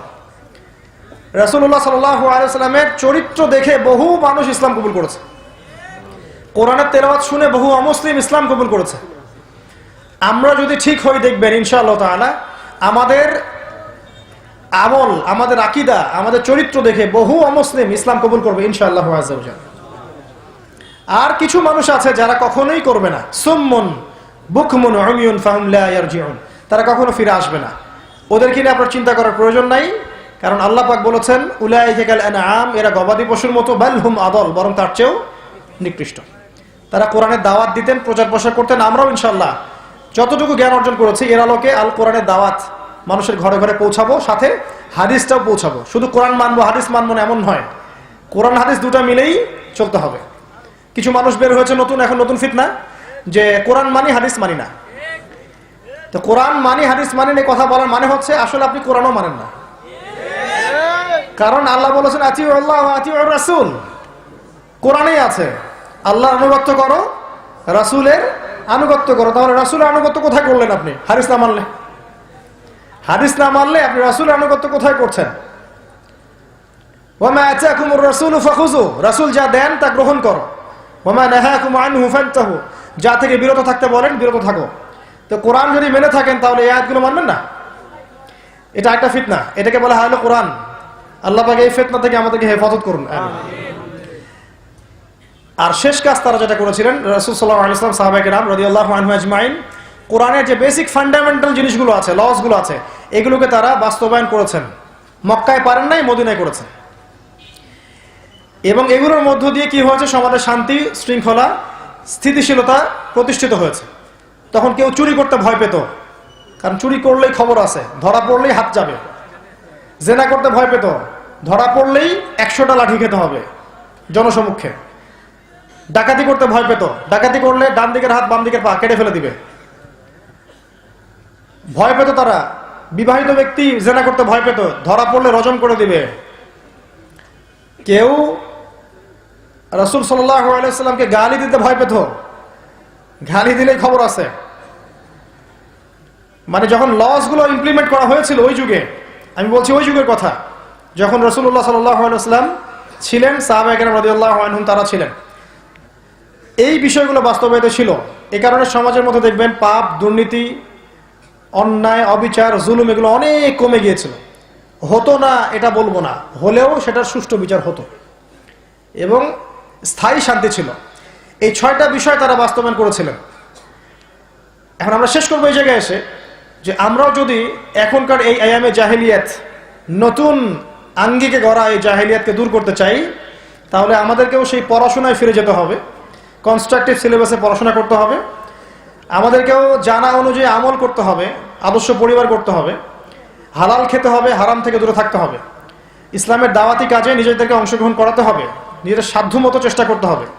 শৈথিল্যবাদী হওয়া যাবে না, উগ্র চরমপন্থী হওয়া যাবে না, মধ্যম পন্থায় ইসলামকে এগিয়ে নিয়ে যেতে হবে, ইলমের সাথে, প্রজ্ঞার সাথে, হিকমার সাথে। এবং দেশের, সমাজের 8-10টা মানুষের ক্ষতি হয় এমন কোনো কাজে সম্পৃক্ত হওয়া যাবে না, বরং এরা সবাই আমার উম্মতের অন্তর্ভুক্ত, সবার জন্য হিতাকাঙ্ক্ষী হতে হবে। শেষমেশ কোরআনের এই 6টা হক যদি আমরা ইন্ডিভিজুয়ালি বাস্তবায়ন করতে পারি, তেলাওয়াত শিখা, অর্থ বোঝা, আদেশ মানা, নিষেধ বর্জন করা, দাওয়াতি কাজ করা এবং বেসিক জিনিসগুলোকে বাস্তবায়ন করা নিজের উপরে, নিজের পরিবারের উপরে, ধীরে ধীরে সমাজে, পরবর্তীতে বিশ্বে, দেখবেন ইনশাআল্লাহ আযজা ওয়া জাল, আজ হোক আর কাল হোক, অথবা 10 বছর, 20 বছর, 30 বছর, 50 বছর পরেই হোক না কেন, আপনি দেখবেন এমন একটা প্রজন্ম আসবে ইনশাআল্লাহ, যেই প্রজন্মর সবাই লা ইলাহা ইল্লাল্লাহ সাক্ষ্য দিবে।